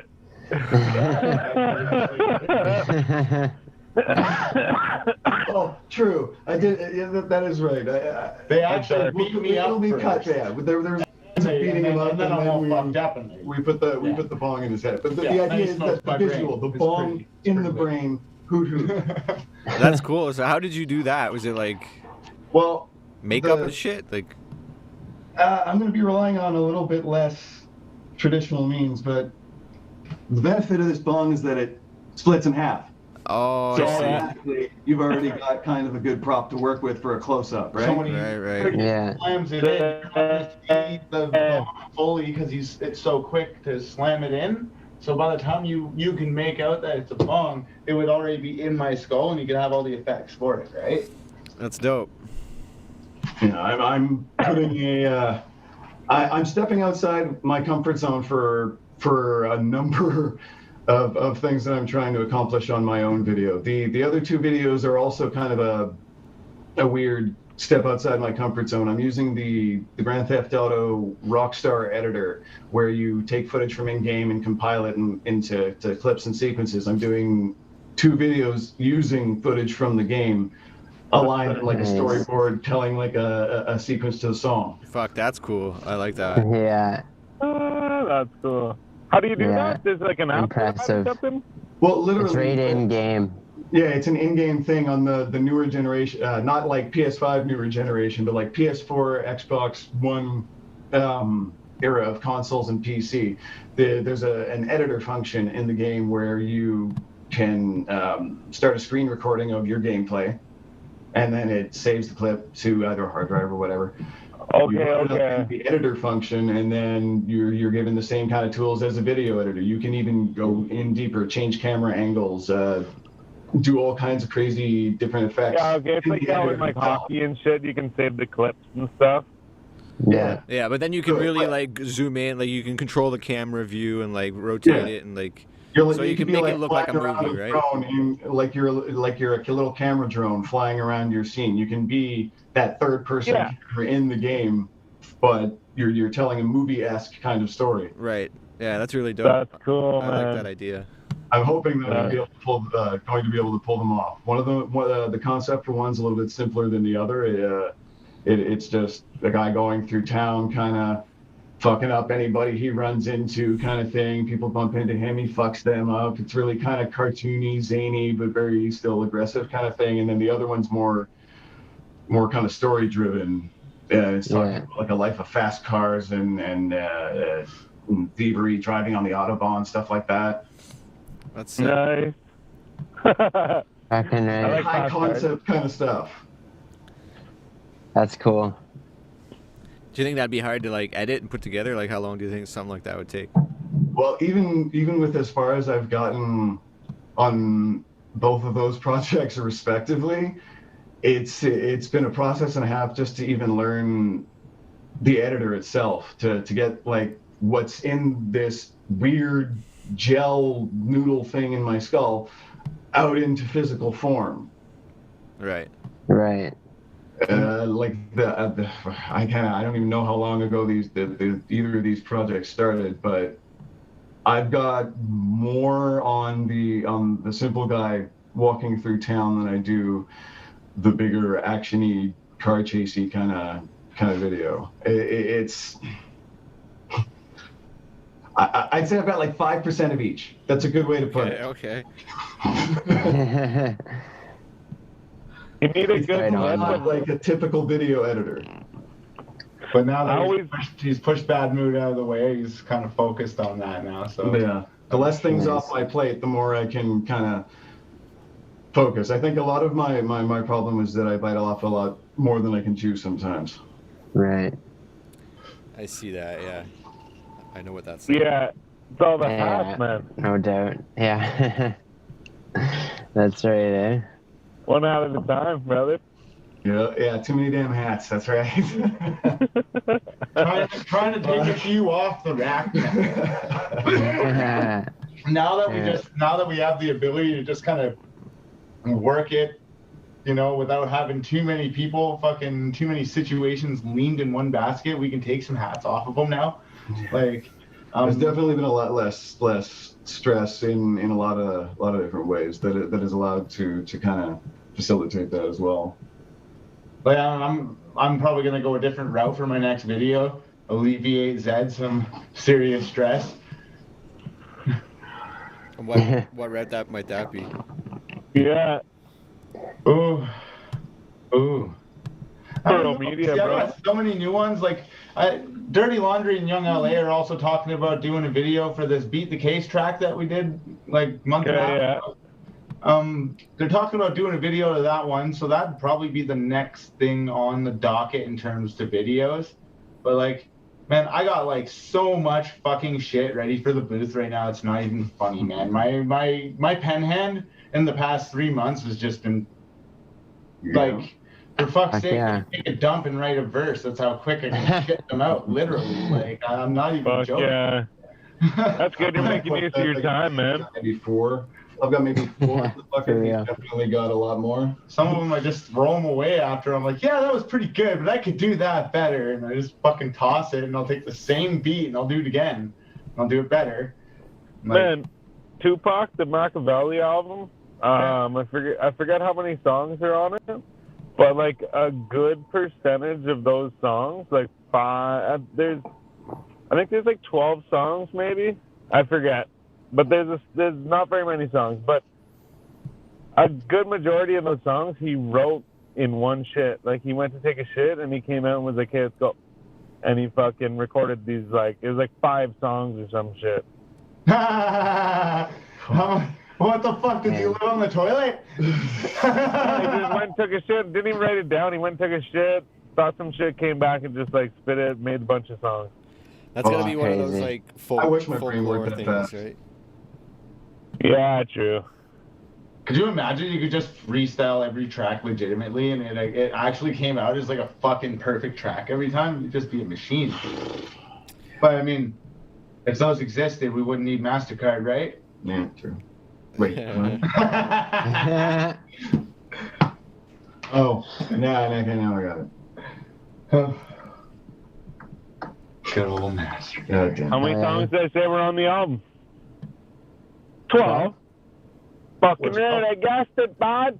But yeah, there's 12, and I'm pretty sure there's either like 5 or 7 of them they said that he wrote himself. Or not wrote himself, sorry, wrote on the shitter one time, boom. But, again, could be folklore. It's like it's like anything. That's true. So fucking, I'm going to be doing a re-release of the Shit Disturber EP under fucking Hungry Squad Entertainment. Only it's going to have more on it. It's going to have 3 hidden tracks. Mm-hmm. So you're going to re-record all of the songs, or are you just going to re-release it? I'm re-releasing it with a different profile and just different fucking. I'm adding tracks into it that I just that were very era that just didn't make it onto the EP for whatever reason. Whether they got recorded too late for the fucking mastering process, or whether I fucking was like, no, let's hold out and make a video. Like the track with Ricochet was originally supposed to be on there, but I held out and wanted to make a video, so that was my bad. So technically that one should have been on there. Okay. So it's just giving me the ability to go and re-drop that where I call home now and where I plan to stay, over having it out there under a tag that I don't even have access to, and all the music under that tag that I had any involvement with has been disintegrated and gone with the fucking wind. So I just, to lose the Omen, to give a fresh look to something old, because it was a limited edition drop in the beginning. There was only 100 copies. Those 100 copies are long fucking gone. People are still asking about it, and so I figured I'd do one more limited run and just change the whole fucking thing. At the same time as build hype for my next project, which I'm going to be dropping this year as well. So it's, a double-edged sword. I'm just trying to, make the most of the situation. Nice. I think it's a good idea. Right, man. Yeah, and right now is that time, man. Got lots of fucking time to do that. Yeah. And in all honesty, just hearing the shit that this guy could write now. I am not a rapper. I am a person who can rap. Any of you fucking guys that thought that he was good before are gonna shit your goddamn pants, literally, because he fucking scared me. I was like, yo, you're better than me. You prick. You came out of nowhere. Talking out his ass. Yeah, no, I'm not. Out his ass. He's talking out his ass. What? Should we show he's hyping me out, man. I just put myself on the spot, didn't I? Yeah, you did. Yo, you guys want to hear something? I do. Fuck yeah. Let's go. Let's fucking go. Yeah. I just that. Ow. Oh, my old bones. I may look young, but I'm a corpse. Oh. So just to quickly, there's a message in the YouTube comments. Styles, I know you can't see it, and it's like directed basically at you. And the account is the Bear Styles hit. What? Where's that? I don't It's see just pop that. up. So it says the Bear What the Styles hit. fuck? And it goes, yo, Yo, Wow, who's why do you fucking have so many around, trolls? man? What the fuck did Yeah, a you lot do of to have this trolls. many fucking Jeez, I trolls? wonder where they came from. it's all the same. No, it's all the same person. I know exactly who it is. And this should give it away. The comment is, "Yo, Styles, give me back my fucking claw, and buy yourself a new Subaru." God damn it! I knew it. I knew it. It's the guy that owns the fucking the guy that owns the car wash. Is it actually him? Yeah. Oh, same, shit. Same dude. He just changed his name. What he's talking about is this. Oh, so he's not car wash guy. Now he's the bear that you hit. I don't see the that comment hasn't popped up on here for me. No, eh? Yeah, he's talking about No. the bear claw I got hanging in my fucking window. Are you guys ready? Let's get it. Yeah, let's go. Yeah. I'd like to share a revelation it came to me when I tried to classify your species. Human beings are a disease, a cancer of this planet, plague. We are the cure. Dread inside the matrix, my Smith level rogue agent. Expecting the whole mainframe from infinite locations till it's unable to maintain any systems operations. A fatal cold blue screen of that viral complication. Constant source of consternation, the gatekeepers of information across the nation. Mass indoctrinated over show mistakes. Make no mistakes, I'm spitting bars of pure complacent. Saying mindscapes ablaze with truths and revelations. The seed of life is a tree that blossoms with many flowers. So we choose whether or not its fruit tastes sweet or sour. So if your wish is to navigate the sacred path to nirvana, don't Cobain on your ego and dive off the tower. You're not to take in, but keep eating, devour. It's on. Yes, cause knowledge is power. Open your eyes and awaken Aquarian hours, and we'll knock down the doors to take back what's ours. Little sheep, time by your wolf. Death and by the sirens, that's a new scribe wolf. Aren't you getting tired of being ruled by your fear? Told to run and hide like the end is near. Can this really be what it means to be alive? Yeah, held down under waiting for the not allowed to thrive. It's a land of confusion, but one thing's clear. We are living the reflection of our own black mirror. I'm losing the faith that This is free. don't care what it takes when it comes to the stakes. I'll never be a sheep that's lost in the maze. The people be asleep, straight tossed in the flames. And it's a fucking shame that they play their fucking games. All the people nowadays are blinded to behave. Slaves to the pain to survive another day. Keeping us at bay while we struggle with the pain. Laughing to the pain, kids be passing on the plane. They be cashing in our paid, always masking the debate. When we ask for an answer, the matter is displaced. Cause they act like you can't, so the facts are not displayed. Till we splash like an anchor and crash without a trace. Locked in a coffin, covered to our grave. Till they mock, cause we lost another boss to the game. Always be on top, clocking in another day. Man, I gotta get paid. Little sheep, time by your wolf. Death and by the sirens, that's a new scribe wolf. Aren't you getting tired of being ruled by your fear? Told to run and hide like the end is near. Can this really be what it means to be alive? Yeah, held down under waiting for the not allowed to thrive. It's a land of confusion, but one thing's clear. We are living the reflection of our own black mirror. Yeah. Man, I like that. Yeah, that was good. Reflection of our own black mirror. Hey, go. Shit. I was in fact not talking shit. Shout out to the homie Freeze of Northern Cannibals. He's the second verse on that track. I fucking slayed that shit. Yeah, man, that's definitely a dope sounding track for sure. For sure. For sure. Yo, I just wanna go on record and say I don't think it's actually the car wash guy. I think it's fucking Leo. I thought that was obvious though. Yeah. I think it's obvious. Well, I thought that was obvious too, bro. so fuck. Well, I thought you were being guy pretty. just changed his name to the bear. The bear that Styles hit. No, it's Liam. Yeah, it definitely is. It is. It's Liam. What I'm saying is the same person that is the bear changed Yeah, their name. yeah. Yeah. Okay. See, so you being confused there made me think no one, everyone. You know what I mean? Like, you know. So I was like, oh no, it's got to be Liam. And I was like, no, I gotta say it's fucking Liam. Well, even right away, as soon as I heard the car wash guy, I figured it was Zach. I figured it was Liam. I had a feeling at first too, but then I guess I kind of fucking played into it a bit. We shouldn't have nerked him out. Yeah. He's playing dumb anyways. It's all good. Yeah. It's all good. Oh, funny, he's back probably now, eh? He's back. Yo, so one day we're gonna have to sit down and play a game of fucking checkers. Oh, that's right. Yeah, we have some spicy. We have a fun game of checkers. It's like to do with spicy stuff. Okay, I see. I see. Yeah, the challenge is coming back. After the stream. Yeah, oh yeah. Let's get it. But yeah, no, we have those. We'll do that someday, man. When we can all get together, we'll do that and go crazy. Yeah. It's supposed to be nuts. You know, we're no strangers to spicy things.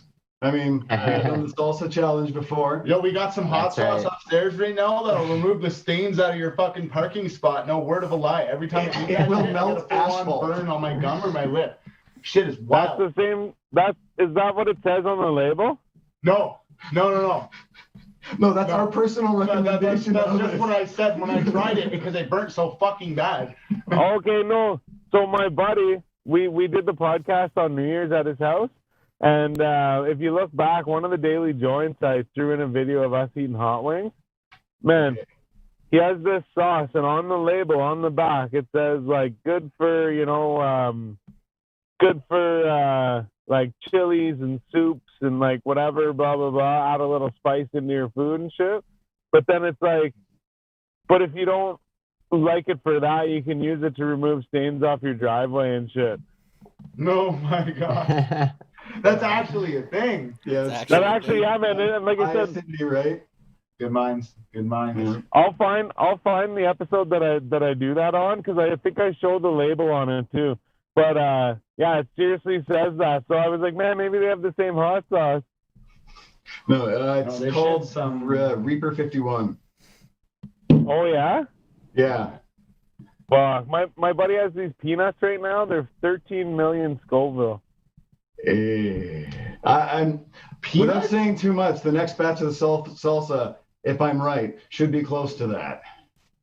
Holy fuck. Well, you guys want to cross over with us for another batch of salsa at some point? I mean, different name, I'm different down. situation, but we could do it. Well, let's do it. Let's do it. Freaking, if they wind up freaking doing us like this again, you know, we have our ways of making sure that we transfer a jar. Yeah. Well, see, that was even at the first time we tried this, we couldn't do it in the same place either. That's right? like when it just happened. We were here and you guys were, you guys were all in one place. Yeah. So eventually we'll be all in the same place and get this. But you know what? Like, we would have gotten away with it back then. Back then we would have gotten away with it. Now it's just everybody's ratting everyone out, man. There was the other day around the corner from my house, there was like fucking 8 cruisers at one house. Really? Yeah. Crazy. Yeah. That's I have so a feeling dumb. someone got snitched on for Nonsense. Yo, that shit was supposed to end like, in a couple of days, wasn't it? Like the original gray lockdown was supposed to end. Yeah. Tomorrow, yeah. But the 20-something. Fuck the lockdown. This and is they threw us into worse. state of emergency, and now it can be as until they state of emergency. My ass. I was in the hospital in Toronto, fucking in December, and there was fucking nobody with COVID in there at all. Yeah. No. The only thing I'll say about COVID is protest. The Ontario Health Ministry has even themselves said, in counting fatalities with COVID-19, there is currently no means to separate or mark those who are dying with COVID-19 and those who are dying from COVID-19. There is a massive distinction between those two markers.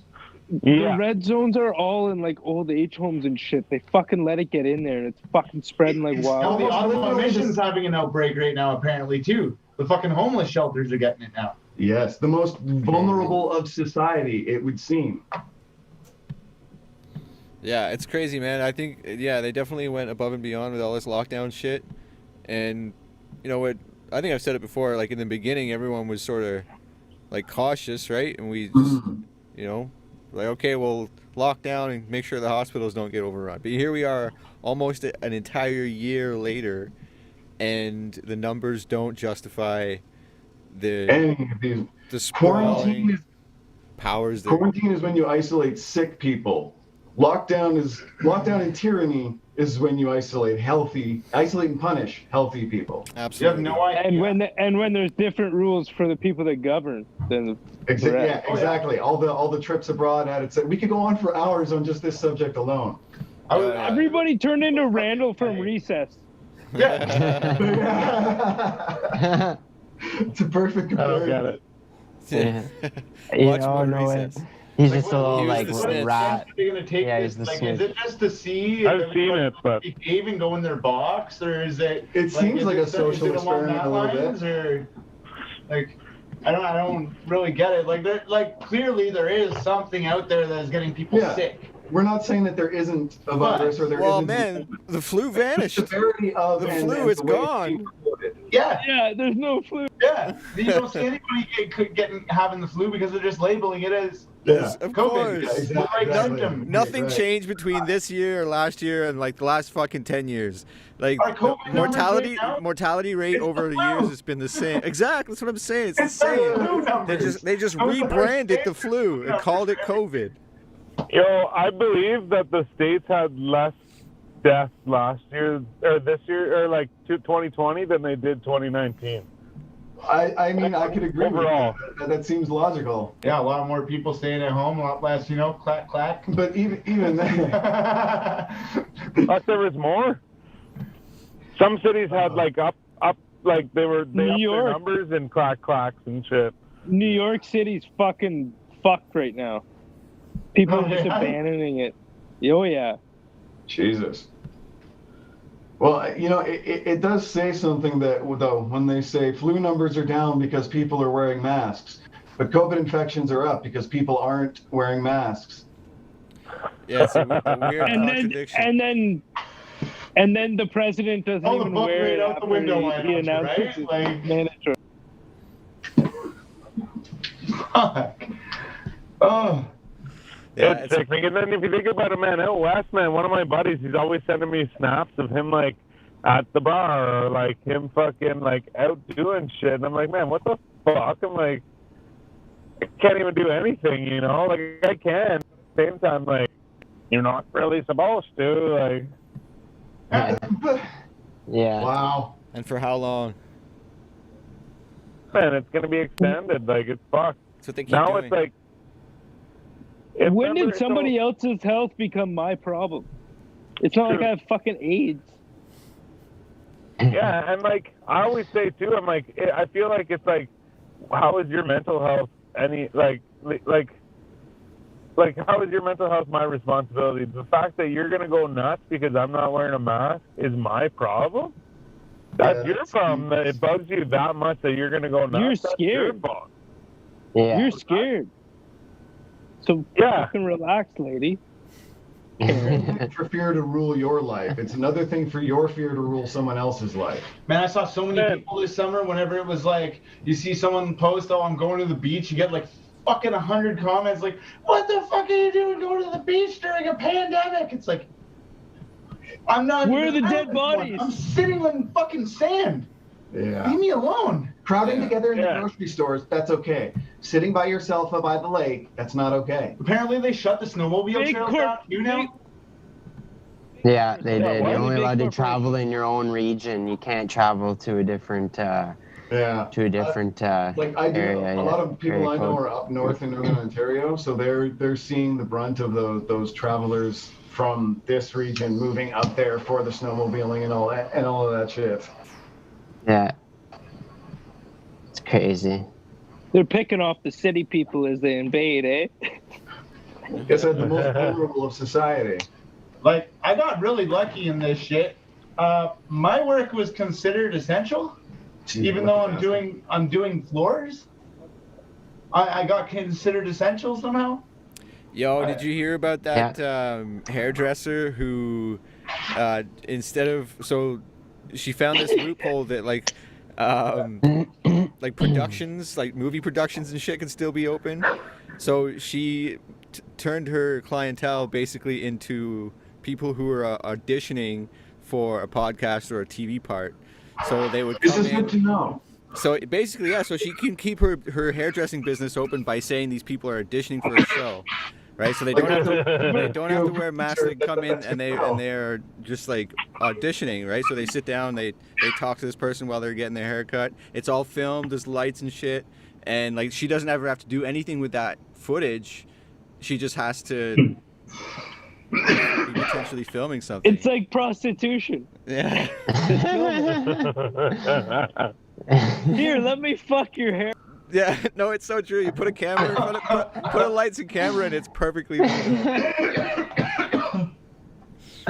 But like, Oh shit. I saw a thing that was talking about how like a long time ago, I think it was like 1,000 or more years ago or whatever, they would like put these things on people's faces that covered their mouth and their nose. And they did it because, I forget the whole scientific explanation, but in the end, it was because it made them more like docile. You lose your feeling of identity because you just look at each other through the eyes. That's what they do with women. That's why they have the burqas. Oh, no, this had something to do with restricting their breathing, and it makes them more docile or whatever. Like it makes people more obedient. You just become a group of those people. You're no longer your individual. Oh, you're just a woman. You need to go over there. Yeah, there's stock behind this. There's a psychological experiment that was done, psychological survey that was done recently that showed combat veterans saying that they were more likely to fire upon an individual if they could only see a portion of their face because there was a lack of human identity. There was a lack of distinction. It was blank. It's faceless. I totally believe that. You know, knights, how you salute? That's from knights opening their face shield to show their face instead of just their eye slits. Right. Whoa. Everything has age. Fact of the day. A lot of history and alternative history. You learn something new every Friday. Yeah, that's right.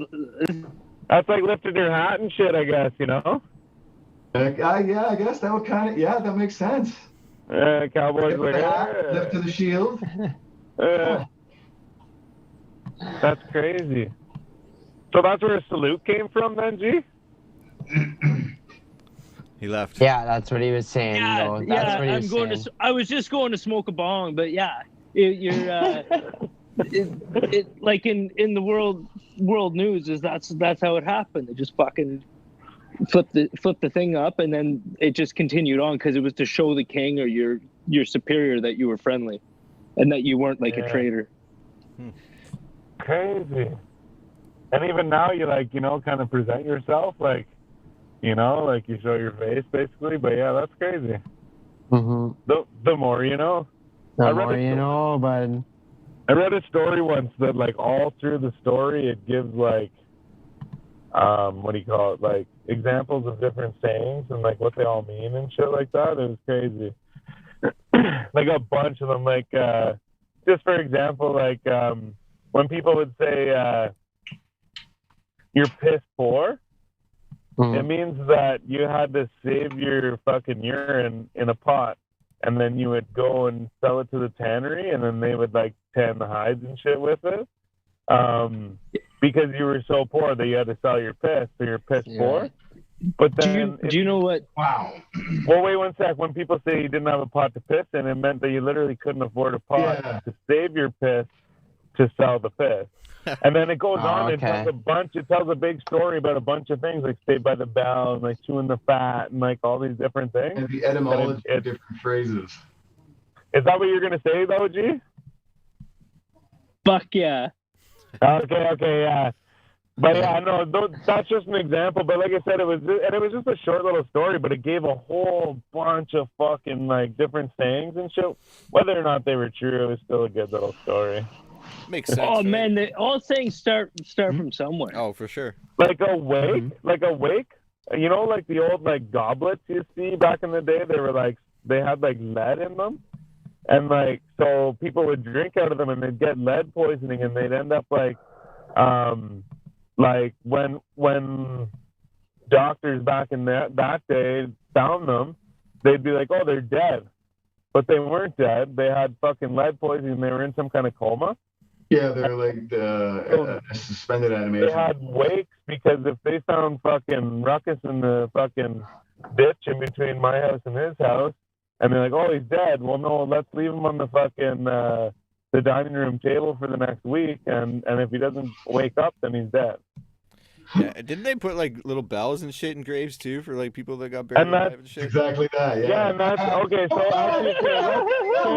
actually, could you imagine? Right. You're just a deep sleeper. So let's just get into it, okay? Reanimated corpse. I ran into that problem quite often. They would rebury me and keep reburying me. It's really annoying. But so just since Jonesy brought that up, I'm gonna go ahead and tell the whole fucking thing. I don't know how the story goes, but all the examples that they use, like I said earlier, the bell, it's because they were burying people alive because they were in a coma from the lead poisoning, and so at some point they needed to dig up the graves because they didn't have enough space for more graves. So they dug them up and they found scratch marks in the coffins. So they're like, holy shit, we're burying people alive. So they'd hold these wakes and they'd have a fucking body laying on the dining room table, and all the friends and family would come visit because basically it's like either he's dead or he's going to wake up in a bit and he's sick, right? But anyway, so then now they had the fucking, they had a guy who would fucking stay in the graveyard overnight, which is how they get the term graveyard shift. Right. Right. Because he would sit in the graveyard because they would put a bell in the coffin so that they could ring the bell. So then if you rang the bell and they came and dug you up and saved you, you were saved by the bell, right? Right. Yeah. And then there's like, so then like people say chewing the fat, they mean like, you know, standing around talking and shit, right? But back in the day, if you were wealthy, you had meat. Not a lot of people had meat, right? So if you were wealthy, you had meat. You were able to buy bacon and shit, right? So I invite everyone over to my house, and all the men would hang out in the kitchen, and I would hang my bacon in the kitchen to kind of show off and like, look at my big chunk of bacon, right? But we'd all cut off chunks of the fat, and we'd sit around chewing the fat, right? Right. Okay. Yeah, there might even be more examples in there, but there was a bunch of them. Cool. I just figured since Jonesy brought up the bell thing, I'd throw that out there. But there was a bunch of different shit in it, like, Saved by the Bell. So where did shooting the shit come from? Fuck, I don't know, man. That is a curious. Orangutans throwing shit at you or something, maybe? It's a I was gonna say, like, standing around and shooting guns and shit, but unless now hear me out. That language is new. Maybe before they invented the cannonball, they had to resort to a little bit more of a disgusting thing. The whole time. Like, who fucking knows, right? We weren't there. Well, I mean, to his credit, to the ship disturber's credit, Genghis Khan used to fling plague-infested bodies via catapult into enemy villages, which is essentially the first biological warfare. Well, so I was right. I fucking knew it. I had a feeling. Boom! Biological, psychological. Giant ball of shit. World's first bioweapon. Could you imagine getting hit by a human, man? No! You thought back in the day when Fabio got hit by a goose, that was bad. Could you imagine? They're just throwing people in the fucking catapult. No, sorry. Dials flying through the air? Who throws a person, honestly? You're the first person inside the castle, you're going. Fuck. That's crazy, man. The times. Yeah. I mean, apparently is he a Mongolian though? Was he a Mongolian? I believe so. Or was he a Hun? No, I'm thinking Attila the Hun in that case. I believe Khan was a Mongolian. Yeah, the Mongolians revered Genghis very much. Yeah, he was a Mongolian. Yeah, okay. Or is it that the Mongols rose out of what was left of the remnants of Khan's empire?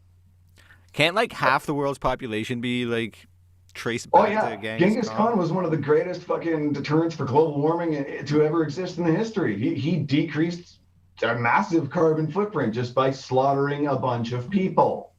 No, but like a lot of women pregnant. Yeah, no. I know what you're going on about. Yeah, no, he did. He fucked a lot of women back then. That's the thing, right? And like, if you trace back the history of like most people living today, that's true. Yeah. Somewhere back in the day, you can trace it back to Genghis Khan. He has such that's fair. DNA. Are you saying he's my uncle? Look it up. Look it up. They couldn't say no because of the implications. Yeah. So, like, is he putting up Magic Johnson numbers then? You know, like, I'm pretty sure he killed some of their husbands beforehand, too. Oh, you don't have a husband now, honey. All you got's me. So, imagine how many I'm doing it to you.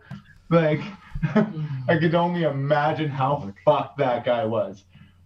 Well, he was very superstitious, or so they say. I think he was. Yeah? Like, he was very into a lot of people who refer to him say that he was very, bewildered by magic, very influenced, very curious about anything that could be considered magic, or like the spiritual or the occult. Unless I'm confusing him with Attila the Hun. There's a lot of knowledge in here that sometimes gets crisscrossed. Same.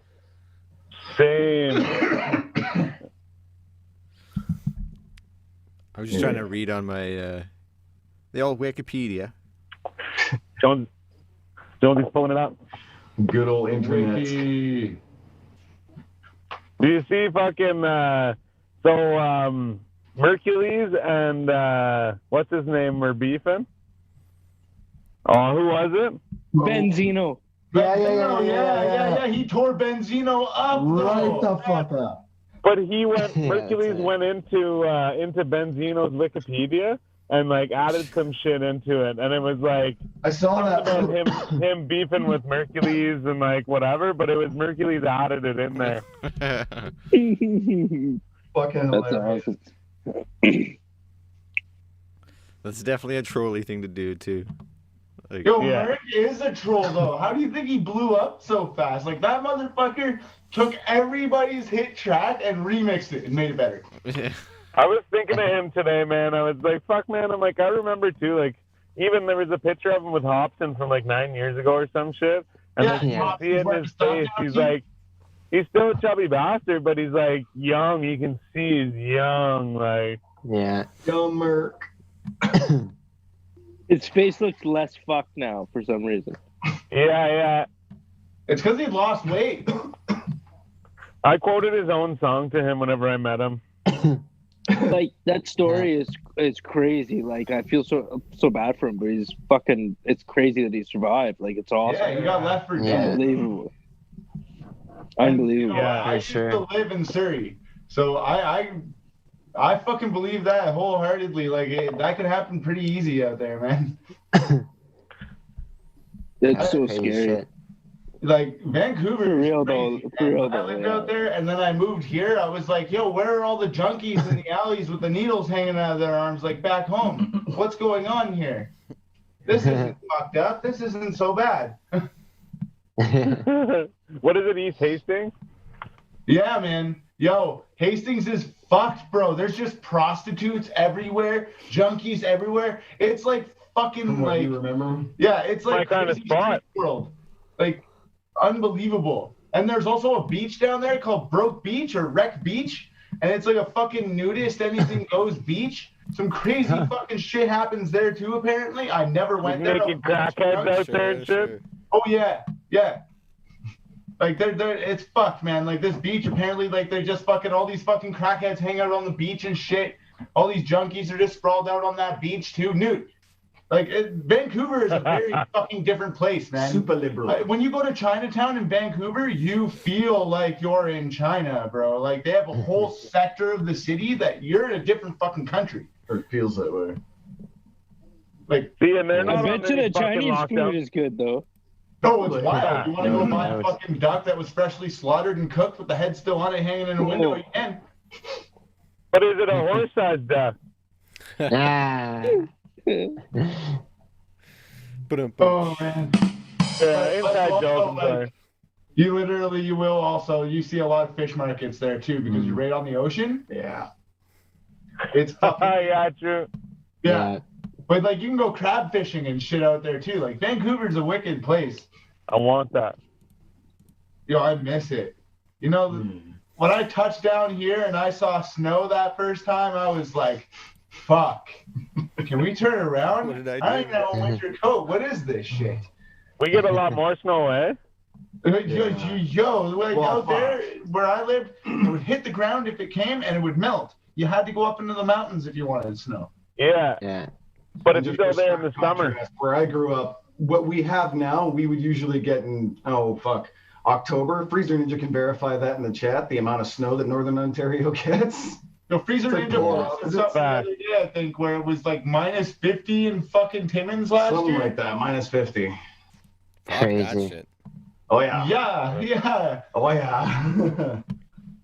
Was lucky. The one time that we all went out there to perform, it was like actually really nice for a winter night. Like I walked outside after performing in a t-shirt and I was like, yo, you said it was freezing cold. Your hometown made you out to be a liar. Like it was February and it's one of those odd Februaries where the weather doesn't know what it wants to do. So for all intents and purposes, what was supposed to be winter was like a half winter, half spring kind of thing. But that's Murphy's Law, right? The one time that you expect it to be the thing that it isn't, or anything that can go wrong will go wrong.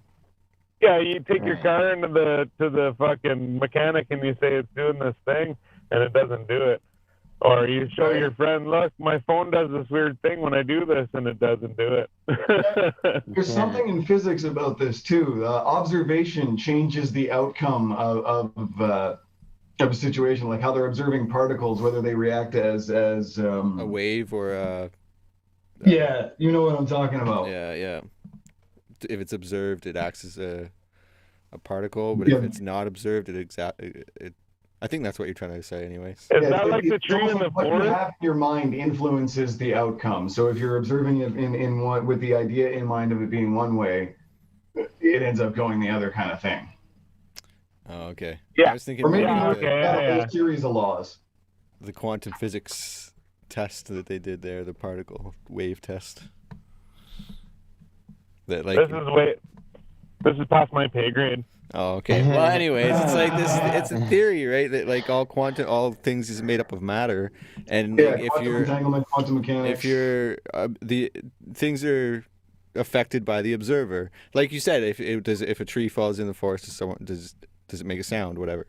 Okay. Kind of different, but like it is along the same line. Kind of, yeah. But it's like basically, it's like if you're viewing something, it's the 6-9 theory. Yeah, it's a solid yes or no. But if you're not viewing it, I'm explaining it horribly right now. And there's probably like if there's any like quantum physicists listening, they're probably like screaming at me. But I know what I'm talking about. I probably wouldn't do too much of a better job trying to get the point across either.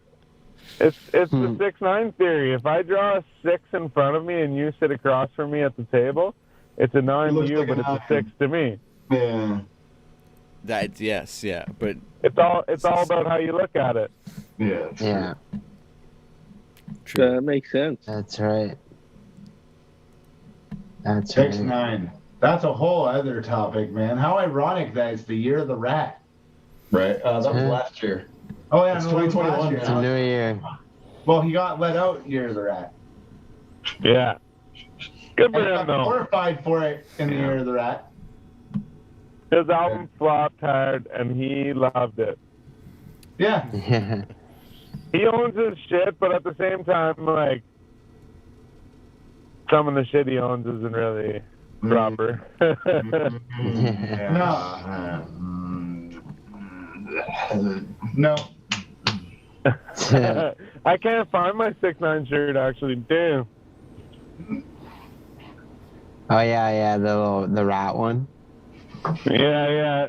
What? You have one where he's fucking all done up, where he's like a rat with the fucking tattoos and shit? Yeah, he looks like a rat, and then it says, so it's from Traplo Ross. He does like little videos on rappers and shit like that. Okay. And then have you ever seen the memes where it's like SpongeBob and it's like, I'm a head out? Oh, okay. Yeah. So it says, it shows fucking Traplo Ross dressed as 6ix9ine, then it shows a rat dressed as 6ix9ine, and it says, Traplo Ross says, I'ma stay home, because he was on house arrest at the time. Yeah. That's actually kind of fucking funny. That was a clever play on it. That was a fucking clever play. Yeah, But I promised myself I wouldn't wear it anymore because it's like it was like a limited fucking streetwear shirt. So maybe you don't want to fuck it all up. Preserve it. Yeah, hopefully I can get a box for it or whatever. Yeah. I got a couple shirts like that. I got a Epstein Island greetings from Epstein Island fucking shirt.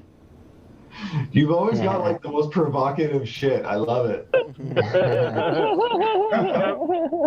I'm saving that one. I'm saving that one because it was a limited shirt. It actually says greetings from Steve Epstein's Island, which is Steve will do it from the Nelk Boys. But like I said, it was like a limited thing. The Nelk Boys, their merch, like you fucking buy say like you buy like a fucking $50 hoodie or whatever it is. It's like $50 American. But you buy like a cheap hoodie or something like that from them, and then they don't sell it ever again. So then like in like a month, that fucking $50 hoodie is like $150. So now like 10 years later, I hope it's worth a bunch more, right? Huh. Streetwear, man, like this. Yeah. Like this right here. One of one. This is one of one. This is the only sweater that exists like this. Oh shit. So now you have to put that in a box too. Yeah. Yeah, fucking right. That's the only thing that sucks about getting such limited shit is like after a little bit, like you wear it a couple times and then you're like, I really don't want to wear that anymore. I'm gonna hang you up somewhere and look at you, you know? Like I had a bunch of shit that I was doing that with this year and I was just like, fuck man. Why? Why did I do this to myself? See, that's why you get like a fit pic. You get a picture of you wearing like the dopest fucking outfit, and then it's preserved in time that you had that outfit, right? Or you wear it in a music video, and everyone's like, "Oh my god, he had that thing, right?" But then you turn around and sell it, so you made some money on it, and everyone caught you wearing it, you know? Thinking. Little house Or phone they does just that from No rent a Jumper. Lamborghini. Exactly, though. Same idea, except you can't make money off of it. Yeah. All content. I'm going to rent a Lamborghini. Did you guys hear about the Lamborghini that got rented in Toronto and it fucking disappeared? Yeah, I did.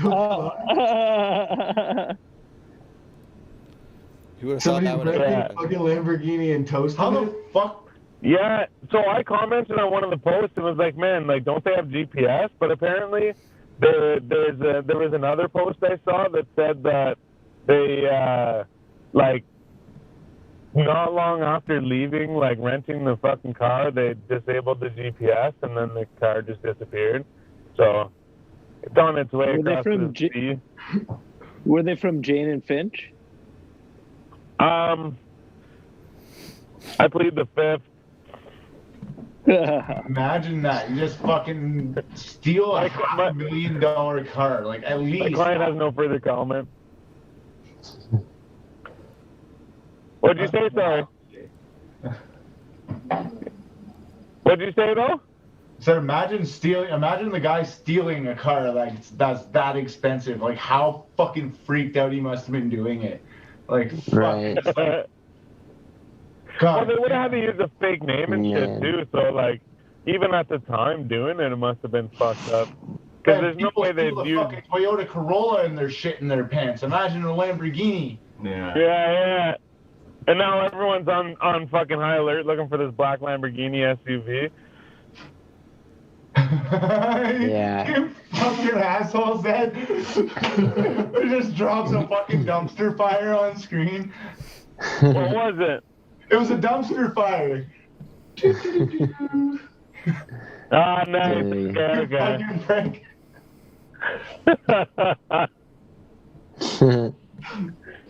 Oh, shit. You know, Jim Tubman. Funny though, actually, this little guy right here is a nice little summary of 2020. The end is near. 2020. This right here is 2020. Man, I forget what it was. But I saw a thing the other day, and it was like,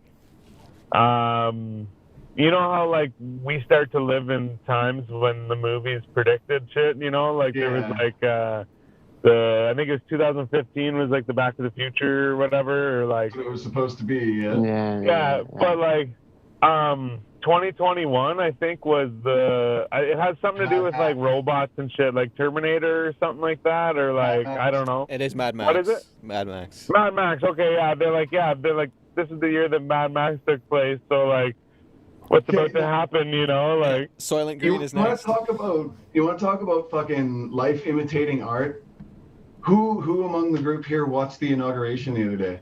I watched it like first 10 minutes of it, and then I got bored. Okay, did you make it as far as Lady Gaga? No, I did not. Mockingbird. The fucking Hunger Games have officially commenced, boys. Oh, I saw the memes, yeah. See, I don't watch it like that. For that kind of shit, eh? Like, what the Cool for fuck? that. It's even better because how the Hunger Games were started as a punishment for one of the districts rebelling and attacking the Capitol. Does that sound familiar? See, I didn't know that. The world is a stage, my friends. The world is a stage. Well, even too, they're saying that fucking The Simpsons predicted a bunch of shit that happened recently too. There's a picture of like Lisa scowling. Kamala Harris is wearing fucking Lisa's suit at the inauguration. People throw the Simpsons out there a lot. A lot of people misrepresent it. A lot of people who haven't watched the series are trying to jump onto a lot of things that are maybe not in context. But in the case of the Trump presidency, the specific episodes in question is one where Bart goes to see the Indian casino guy and he tells his future, right? Lisa ends up being president after Trump. Right. Right. Even the way they draw him like waving down and going down the escalator, it's like the exact same as the real life situation. The clip about Trump coming down the escalator is, if I remember correctly, it is either from an opening sequence to an episode later on in the series, or is only a promotional clip that was used to promote the show during either election season or something like that. But it was not specifically in that particular episode. Oh, okay. To the best of my knowledge at hand.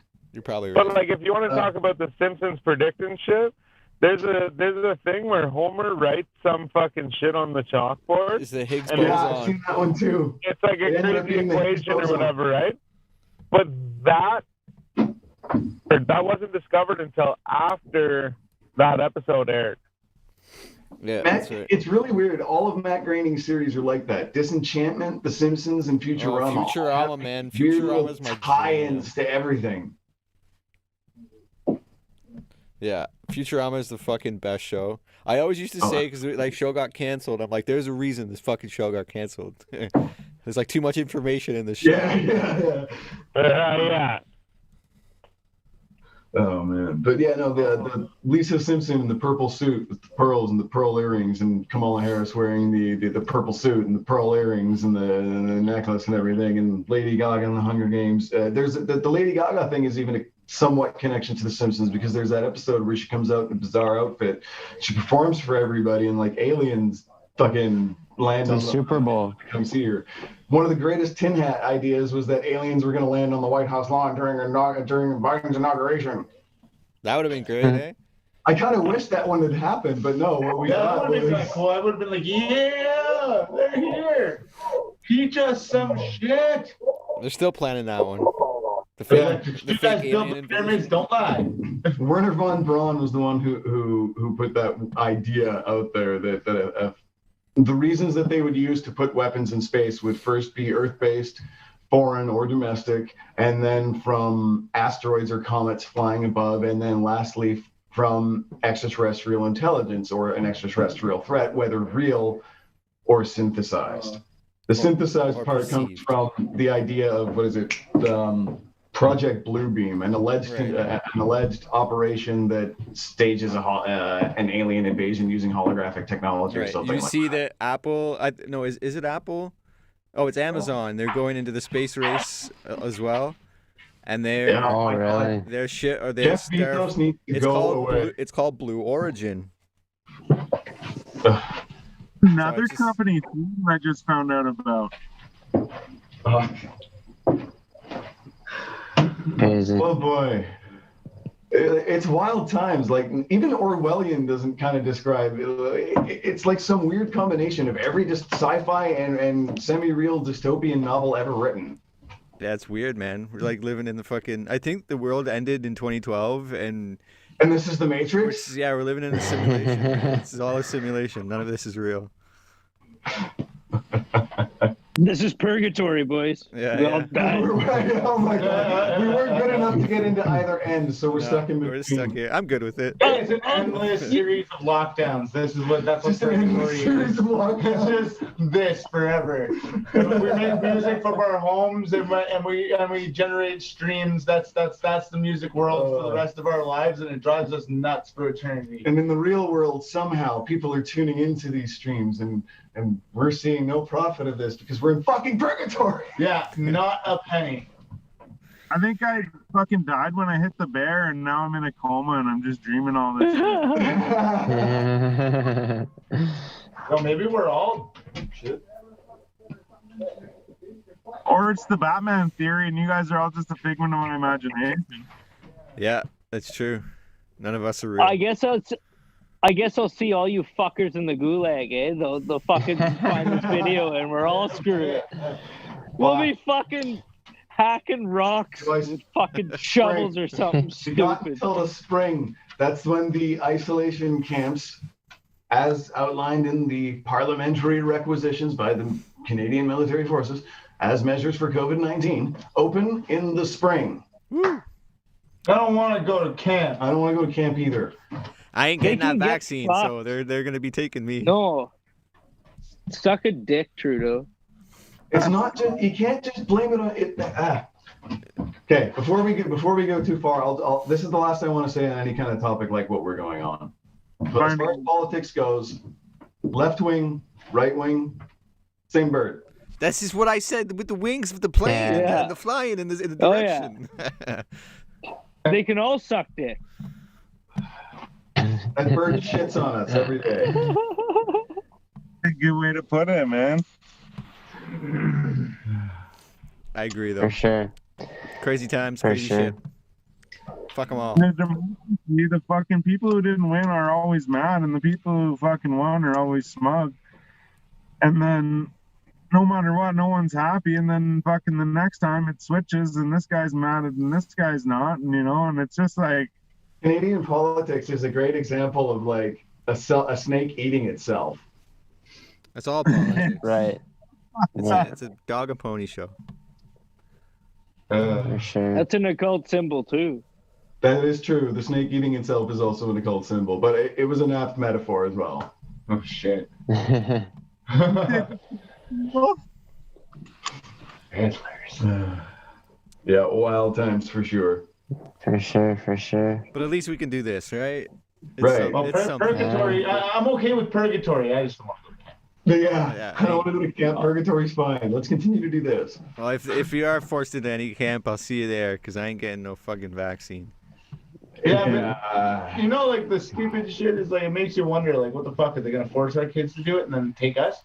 Well, see, that's the thing, man. Like, in order to get them in school or to go into they don't directly force you to do it. They indirectly force you to do it by not letting you do the things that you should be allowed to do without getting. And then, if you go long enough without doing it, you get child services involved because they're coming in saying, "Oh, you're not allowing your child an education." Right, and then they take your kids away. You're putting them at risk to COVID. Exactly. It's all a bunch of noise. We don't have any sovereign freedoms anymore. It's all fucking gone. China. That is what it is. Buy your bitcoins now, people. Yeah, that's it. No, buy your gold. Gold as well. Gold, silver. Yo, do you buy like paper gold or do you buy like bullion? I have no gold. I'm in debt. Okay, Hard well. debt. Hey, if I had money to invest, I would definitely go in the physical gold asset, though, because the physical gold, that's tangible. That's there. You can see it. You know the weight of it. You know the value of it. Yeah, it's good. I just thought, like, I know, Gordo, you said that, I don't know if it was your dad or someone that... If I would, it would be the real bars and, like, fucking put it in a fucking safe or something. Right. Yeah, don't buy those paper gold futures or whatever. Like, stick with the bullion. Not futures. Physical asset. For sure. That and Bitcoin, I'm calling it now. Well, even not necessarily just Bitcoin, because I mean, with where Bitcoin is at now, I mean, just trying to get into the market, you're looking at what is it per single fucking? It's like 41,000 Canadian right now.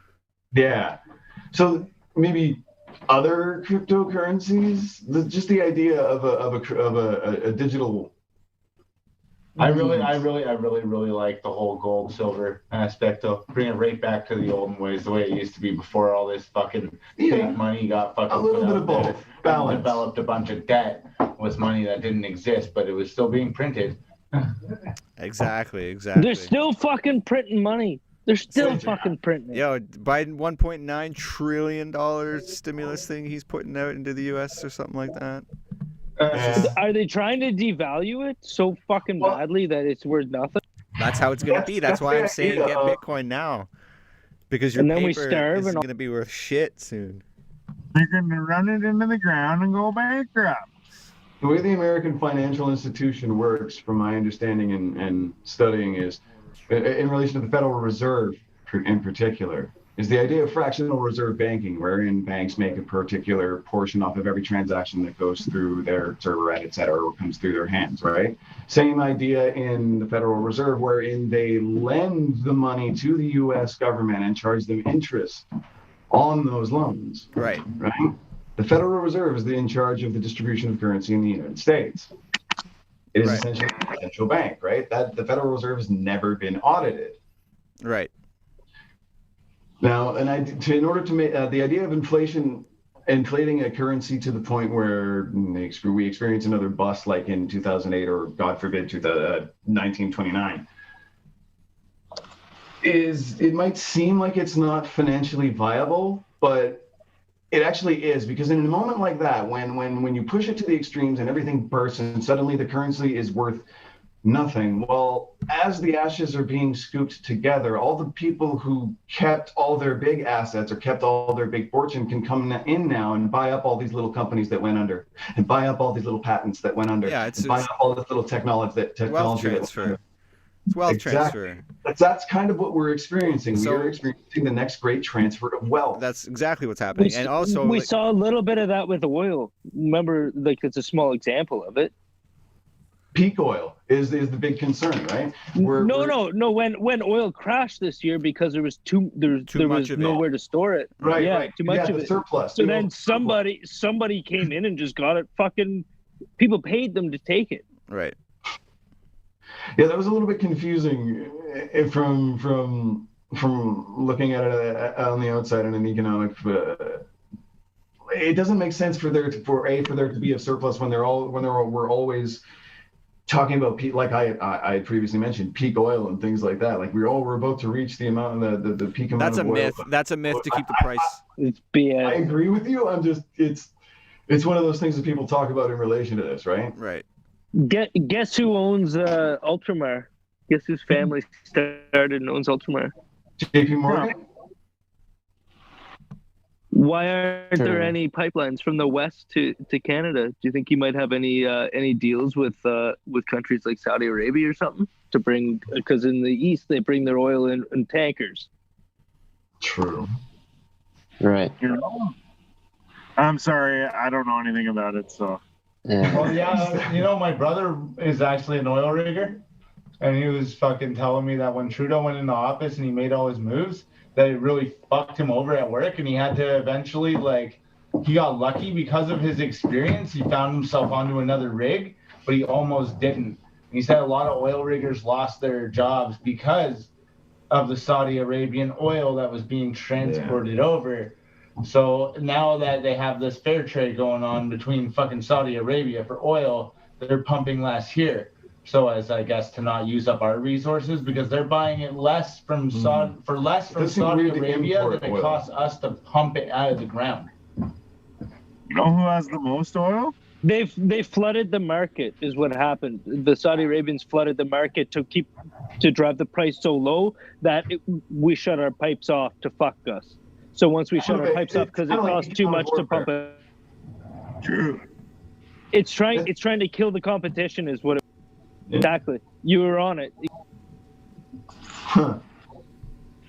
You know, the world stage is that when you look at the world stage from any angle in the last even 5 or 10 years, it really is like a game of risk and chess at the same time. For sure. We've got economic warfare, we've got psychological warfare, we've got proxy warfare, we've got genuine and astroturf revolutions. I love how we're in purgatory yet. This shit's all Modern Warfare 1, Modern Warfare 2. You know what? Maybe that's purgatory. They also fucking left us to just perpetual war about all this shit. You guys stay in your boxes and stew about everything that we're doing.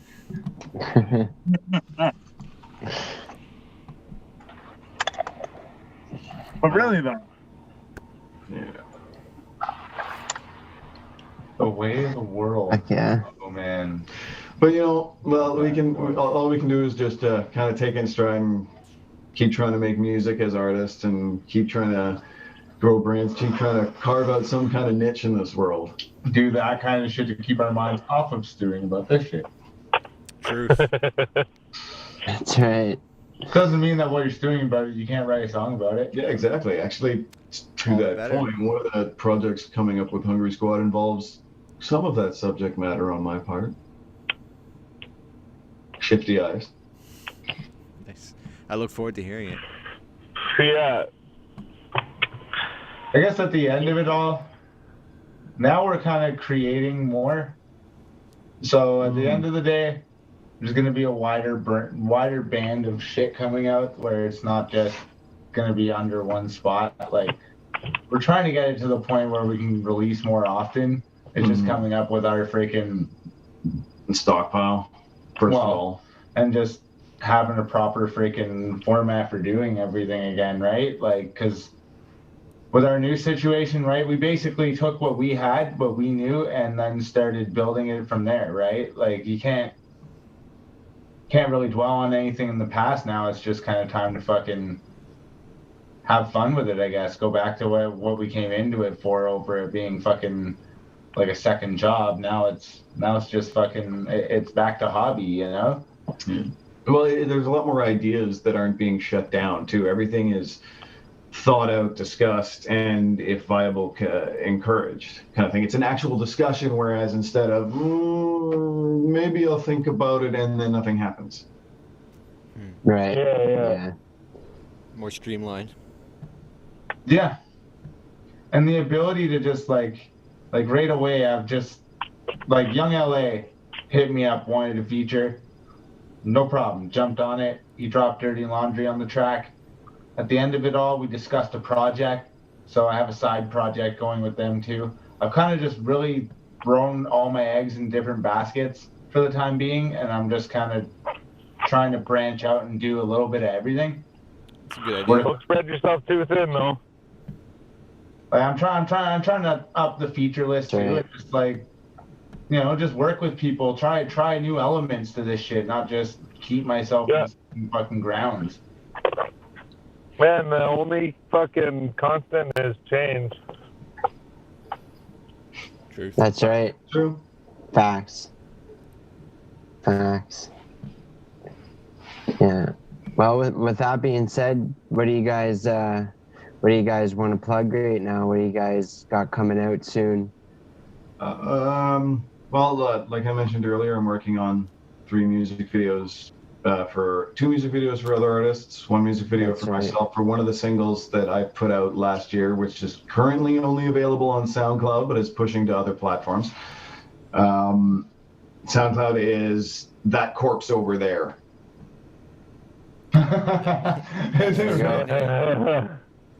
Wow. That's That's pretty fucking awesome. It fits, right? It's the whole ghoul idea of the persona. I know I'm not wearing my face, but Oh, that's who you are. awesome. I guess for me the next thing's gonna be, well, Matta's doing his Feed Me Beats Volume 2 in collaboration with Quest. And I got asked to jump on that project. I actually have to record that verse tomorrow. Nice. Because he's going to have it all mixed, engineered, and ready to be released next weekend. So that'd probably be the very next thing you'd see from me. Nice, I know I got fucking songs ready to go with LA. It's just waiting until Matta reopens again to go record it there, just because the sound quality's a little bit better. And fuck, I'm gonna do the re-release of the Shit Disturber EP in the next month or 2, and then I'm working on the album I'm doing along with all these other projects. Like it's hard to say what's coming next because I just got my fucking hands in so much shit right now. It's unfucking believable. Well,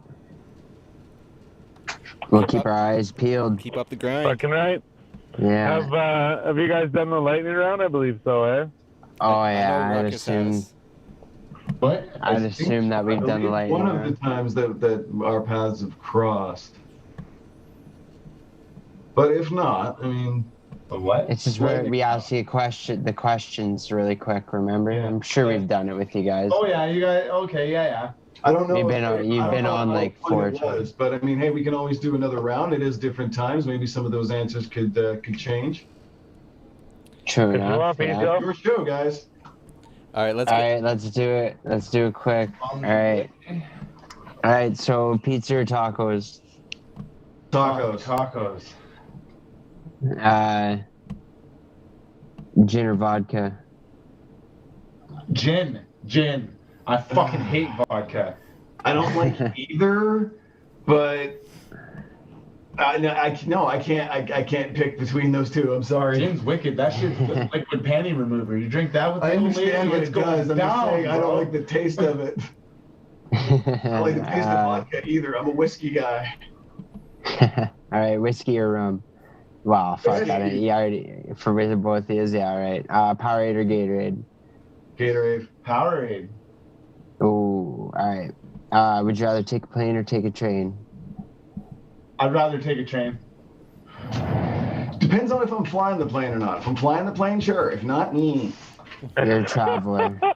I've been on one plane, man. That was probably the most angst time of my life. That 14-hour trip from BC to here scared the fuck out of me. It's a good flight. All right. Tattoos or piercings? Tattoos. Boobs or booty? Oh man, I don't know. I think I'm more of a booty man. Tits or get the fuck out. Fair enough. Would you rather be stuck deep sea or outer space? Space. Yo, deep sea, because you know what? I can swim. I can't breathe in space. True. For sure. Space is quicker. That's all I'm saying. Space is quicker. Besides, you know, it kind of be cool to see a shark up close and personal as your last fucking few breaths.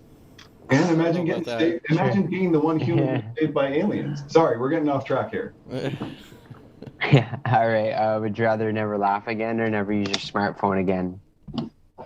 So I'd rather never use my phone again. But yeah, they're gonna go with the phone. I was like, oh, yeah, you don't laugh again. You're gonna get so depressed. You're gonna die. Damn right. That's medicine.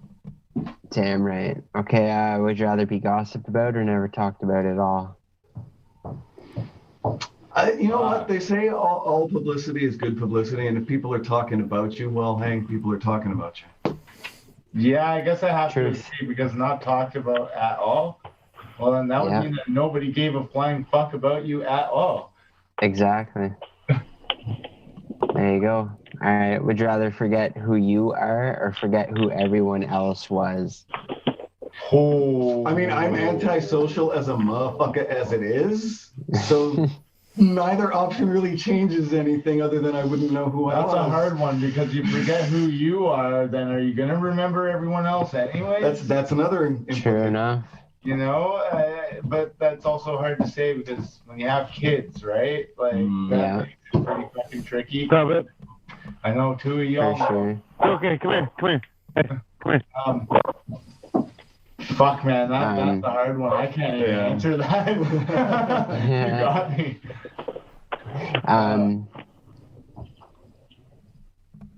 Yeah, no. All right. Would you rather be born with an elephant trunk or a giraffe neck? What a humorous question. Well, an elephant trunk could be pretty useful, though. It could. Well, you could ostensibly beat someone with both. Yeah, but I think I'd rather the trunk. I'd be feeding myself with that while I was doing other shit. Yeah, I guess it would become an extra appendage at that point. Yeah, I'm going with the trunk. Eating myself. Based on Dr. Zed's logic, yeah, I'm going to go with the trunk, too. Right on. Would you rather be forgotten about or hatefully remembered? Isn't that kind of like the gossip or never talked about question? Kinda, yeah. Kind of, but not really, okay? Well, one's present, one's past.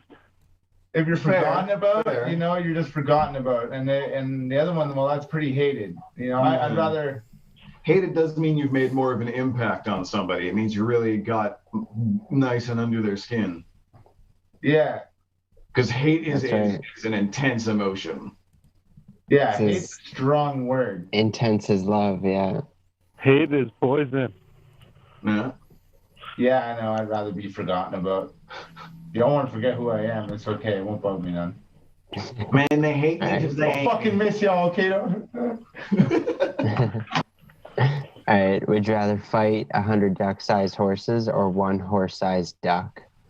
Gotta be the 100 duck-sized horses, because at least I could stomp and romp. I can't take on a horse-sized duck. Are you kidding? Yeah. I'd rather the duck-sized horses. At least they're small horses. I think your chances there you go. A lot higher than a fucking huge-ass duck that can definitely eat you. I don't think those horses true eat you. True facts. That's gonna haunt my nightmares tonight. I'm gonna be chased by a giant fucking duck. You're welcome. Yeah, you're welcome, boys. All right. Would you rather go about your day naked or fall asleep for a whole year? Am I alone? Both. If I'm alone, then it doesn't really matter. I'll go if I'm about with my somebody day and they appreciate it, abso-fucking-lutely, I'll go naked. Either which way, I'll go about my day. It's just your regular day. Yeah. All right. Would you rather live one life that lasts 1,000 years or 10 different lives that last 100 years each? Kind of like a Doctor Who regeneration. 10 different lives, because I'd imagine with one life, you'd get sick of it by halfway through and just off yourself anyways. It'd get unbearable. Yeah, immortality is definitely a curse, because not only do you outlive everyone, but you outlive everyone you could possibly ever know in a lifetime. Yeah. Is gone in what is essentially for you a blink of an eye. So, even 1,000 years, that's an implication too. But I don't know. Doctor Who fan, I got to go with the 10 separate lives. There you go. All right. Would you rather have 2 million followers or $2 million? $2 million comes in at once, and then you have it and you can do something with it. With 2 million followers, you have a bigger audience. And if your motivation is money, you can exploit it that way. If your motivation is just to create art or spread a message or whatever it is, you can use it that way. So in essence, the followers have more value than the money. Yeah. I'd rather I like it. Followers to get the message across over the $2 million. I don't like money. I feel like the more money you have, like Biggie said it best. More money, more problems. Yeah, the money you have, the bigger house you buy, the better car you buy, the more your bills are, the more expensive things get, the more stressful they get. Equal to that. More followers, more hate. A lot of problems too. No money, yeah, same shit. But Sure enough. you find yourself in a somewhat of a healthy medium anywhere along that line, then you're okay. All right. If you could choose one skill to obtain instantly, what would it be? Oh fuck, that's really. Do you need a minute to think? Yeah. For me, a skill, you say? Yeah. The innate ability to tell whether a person is lying without fail. Beauty. So that includes politicians, lawyers, police officers, friends, foes, etc. I mean, I'm sure there would be a curse. My dog. But I'm willing to accept that curse based on the benefits. Right, for sure. It's a good answer. Yourself? The ability to work in my sleep so that I could get things done quicker so I could actually spend more time with my family. Productive sleepwalker. It sounds like a superhero. Get everything done in my sleep. Like that, and just be like, yo, I did all my laundry. I did fucking everything. Yo, I get to just like sing Baby Shark with my kid. Yo, let's fucking do this. Wasn't there an episode of something like that where like Stan and something he got his like 100th kill or whatever in his conscious split, and he was doing things in his sleep that wakeful Stan wouldn't do and all that shit. Well, like I was fucked up for half a second. I thought about the ability to clone myself, and just like that. But then it's like, then my clone could go fuck my wife, and that's not me. That's my clone. And like, just oh fuck you. That would definitely twist some shit up inside. Beat the shit out of yourself. All right. If you were to lose one of your five senses, what would it be? Taste and smell are connected, so if you lose one, you kind of lose the other. So we've gone through this a couple times, and I think with this one would just in this scenario, it's one or the other. Yeah, one wouldn't affect the other. I would want to lose smell. You know why? Because I don't do smells. Anything that doesn't smell good, like I have a weak fucking stomach for shit like that. I have a kid who's like almost out of diapers, but like still in them. And like I still can't handle it now. I'm still changing that diaper like fucking and like I'll never get used to that shit. If somebody fucking comes near me and they take their shoes off and they got bad feet or some shit, I got a nose like a Doberman and I'll fucking start crying, telling you to put your fucking shoes back on because it smells so bad. And it could not even be that bad. Like, so smell, done, totally, take it, have that. I wouldn't want to lose touch because, well, that involves a lot of problems. Yeah. I like being able to taste and smell things. I like to cook, so can't lose those. So it comes down to what? Sight, hearing, and sight. Sight and hearing, yeah. I can't live without music, so I guess I'm blind. Damn. Yeah. You can write music. Well, yeah, you just have. If I were to suddenly go blind, that's different. That's like I can still do everything I did before. If I was born blind, there are still ways that I could learn to write and/or produce music. You're right. But Charles. You're right. Quincy Jones. I think at least I think. You might end up cooking your finger though. Still, that's I'd rather true. taste That's my true. food than smell things. Smells I feel like the weakest one of the five. That's the one that should go for me. I can't believe that you would give up your sight. I love smelling shit, but I gave up my smell. As much as I love my comics, as much as I love my art, as much as I love all the beautiful nature around us, I can still appreciate all of that with the extra senses. You just don't strike me as the guy that would be able to live a prosperous life without going for a 6-hour walk at random. Bruh, I live in fucking darkness most of the time anyway.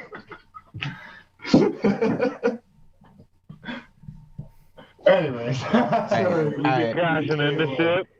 All right, last question, boys. All right, so you find a book and you start to read it to discover that it's about your life up to this very point.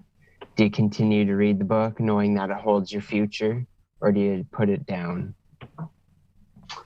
This is a heavy implication kind of question, and it kind of ties into an episode of Doctor Who called "The Angels Take Manhattan." But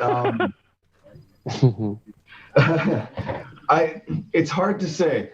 I would think more so that rather than skipping to the end kind of thing, I would use it in a more practical sense, I guess, which I guess would mean that in the book I would read further that I'm taking this that it becomes a self-writing thing at that point, right? Because any decision that you make after reading that page affects what happens on the next page. It becomes Schrodinger's book. Right. See, and even if it didn't go that way and it was just like you could read your whole future, and did you ever, as a kid, fucking sneak into your parents' bedroom and then see your Christmas present in their fucking closet and then, like, have to try to fake that you were surprised afterwards? I feel like it'd be something like that your whole life.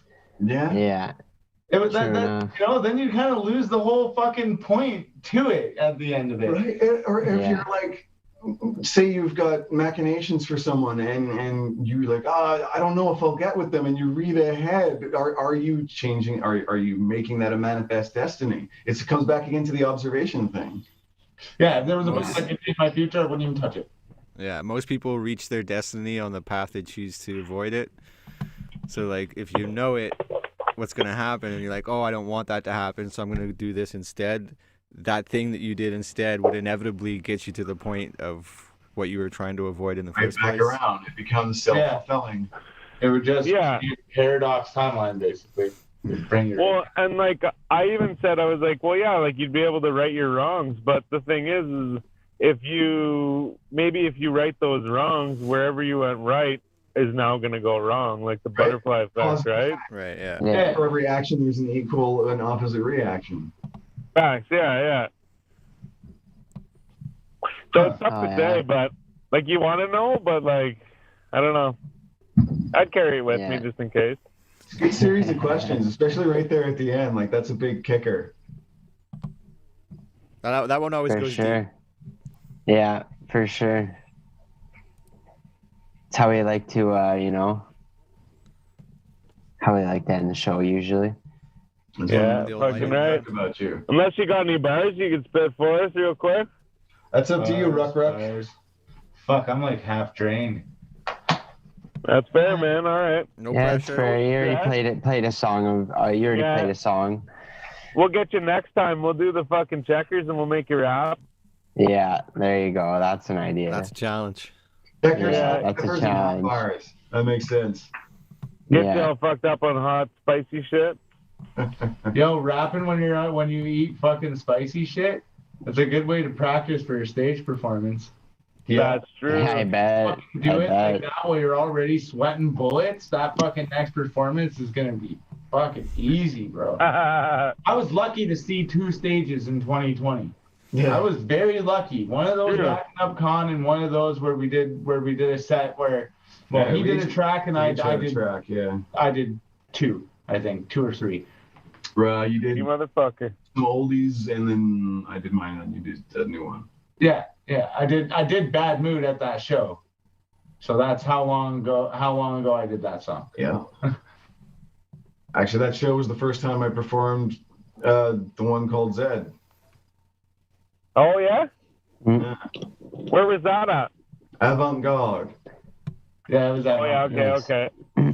True. Actually, that was right around the time that the split and the animosity began. It was right before. It was right before. Yeah.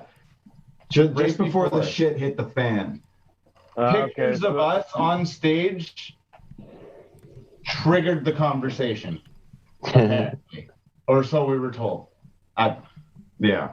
A lot of what we knew about the situation came in third hand. It wasn't even as a closing note on the Creep Squad chapter. It was a lot of what happened at the end was all third hand. A lot of it wasn't coming from the horse's mouth. And it's not like I didn't catch my fair share of flack. I'll be straight, man. Some of his fucking friends sent fucking threatening messages to my inbox. I fucking ignored it. I find it fucking stupid. And I just went about my fucking shit. Blocked. Yeah. Rightfully so. You know, like, there comes a point in your fucking life where shit like that just becomes trivial. After you go through so much of it and you actually lived that shit, it just becomes trivial. And you're like, okay, whatever. Click. At the end of the day, those people are in a fucking little box that are on a fucking media platform, and you will never see them. Most of them. Most of them. Yeah, But yeah, for sure. any All right. motherfucking way. Yeah. I've done a lot Thank of you, rabbit guys. holes. Time to climb the fucking. Yeah. How long did we actually run this for? I feel Almost 3 hours. Yeah, it's Wow. 2 hours and 50 minutes right now. Yeah, we're just creeping up on 3 hours yet. Yeah. So, That's Styles, have definitely you been in your car this whole time? fuck, yeah. Bro, It was a heavy Rockstar. episode. the new mobile office, I guess. Yeah, man, seriously, that's what's up, though. That's right, yeah, man. It's funny because I get asked that all the time. Man, were you sitting in the car all the time? Yeah. Yeah. I guess. Fuck you, man. At this point I in can time, sit out here it and smoke works. some weed and shit. Yeah, it works. I mean, it's so dark. You could front like you're in a room with a black screen. Yeah. I just need like something back here, and then I could like throw up the. Just throw a 4G audio slap behind you, and you're good. There you go. Just throw up the scarf behind you. Yeah, the Yeah. scarf. Yo, Yeah, I'll never do forget the fucking first time I saw you wearing that shit, and you guys were on stage, and fucking like Styles had this swag to him that night. He was like doing the jazz hands and everything up there. I was like, man, this guy's shit is untouchable, man. Like, no one can pull that off like he does. Mans is a personality, that's for sure. You're one of a kind. Thanks, Fucking man. right. I bet you I Fucking was right. singing fucking Counting Money because that's where the jazz hands come in. Yeah. It That's is a jazzy awesome. song too. But Yeah. any motherfucking way, fucking thanks for sitting down with us, man. Whenever this shit all fucking clears up, we'll have to have you like actually come sit down and fucking Absolutely. session with us in the studio and shit. Get Both you guys. with some hot shit. Yeah, we'll do some Yeah, hot shit, damn like the right. big dabs. Yeah. Get crazy with the dabs. I'll just be sitting there fucking motherfuck. Noise, man. Yeah. Oh, yeah, Nice. you're smoking blunts. Yo, I miss your fucking backwoods, man. Oh, shit, man. Yeah, you know what? I didn't have one tonight. I was in a bit of a hurry, but yeah, man, fucking, I miss my backwoods, too. Fucking, Yeah. oh my god. Indeed. But like I said, when this all clears up, man, we'll have you back. Like, everyone that we do the Zooms with, we always tell them, man, like, that wasn't good enough. We'll have to have you come back right into the studio. That's always a fun time over there. You guys know how to fucking make a podcast fun. Yeah, you do. Like, it's always a lot of fun, and it's always a big discussion too. Yeah. Fucking right, man. Yeah. Hell yeah. Great minds think alike, boys.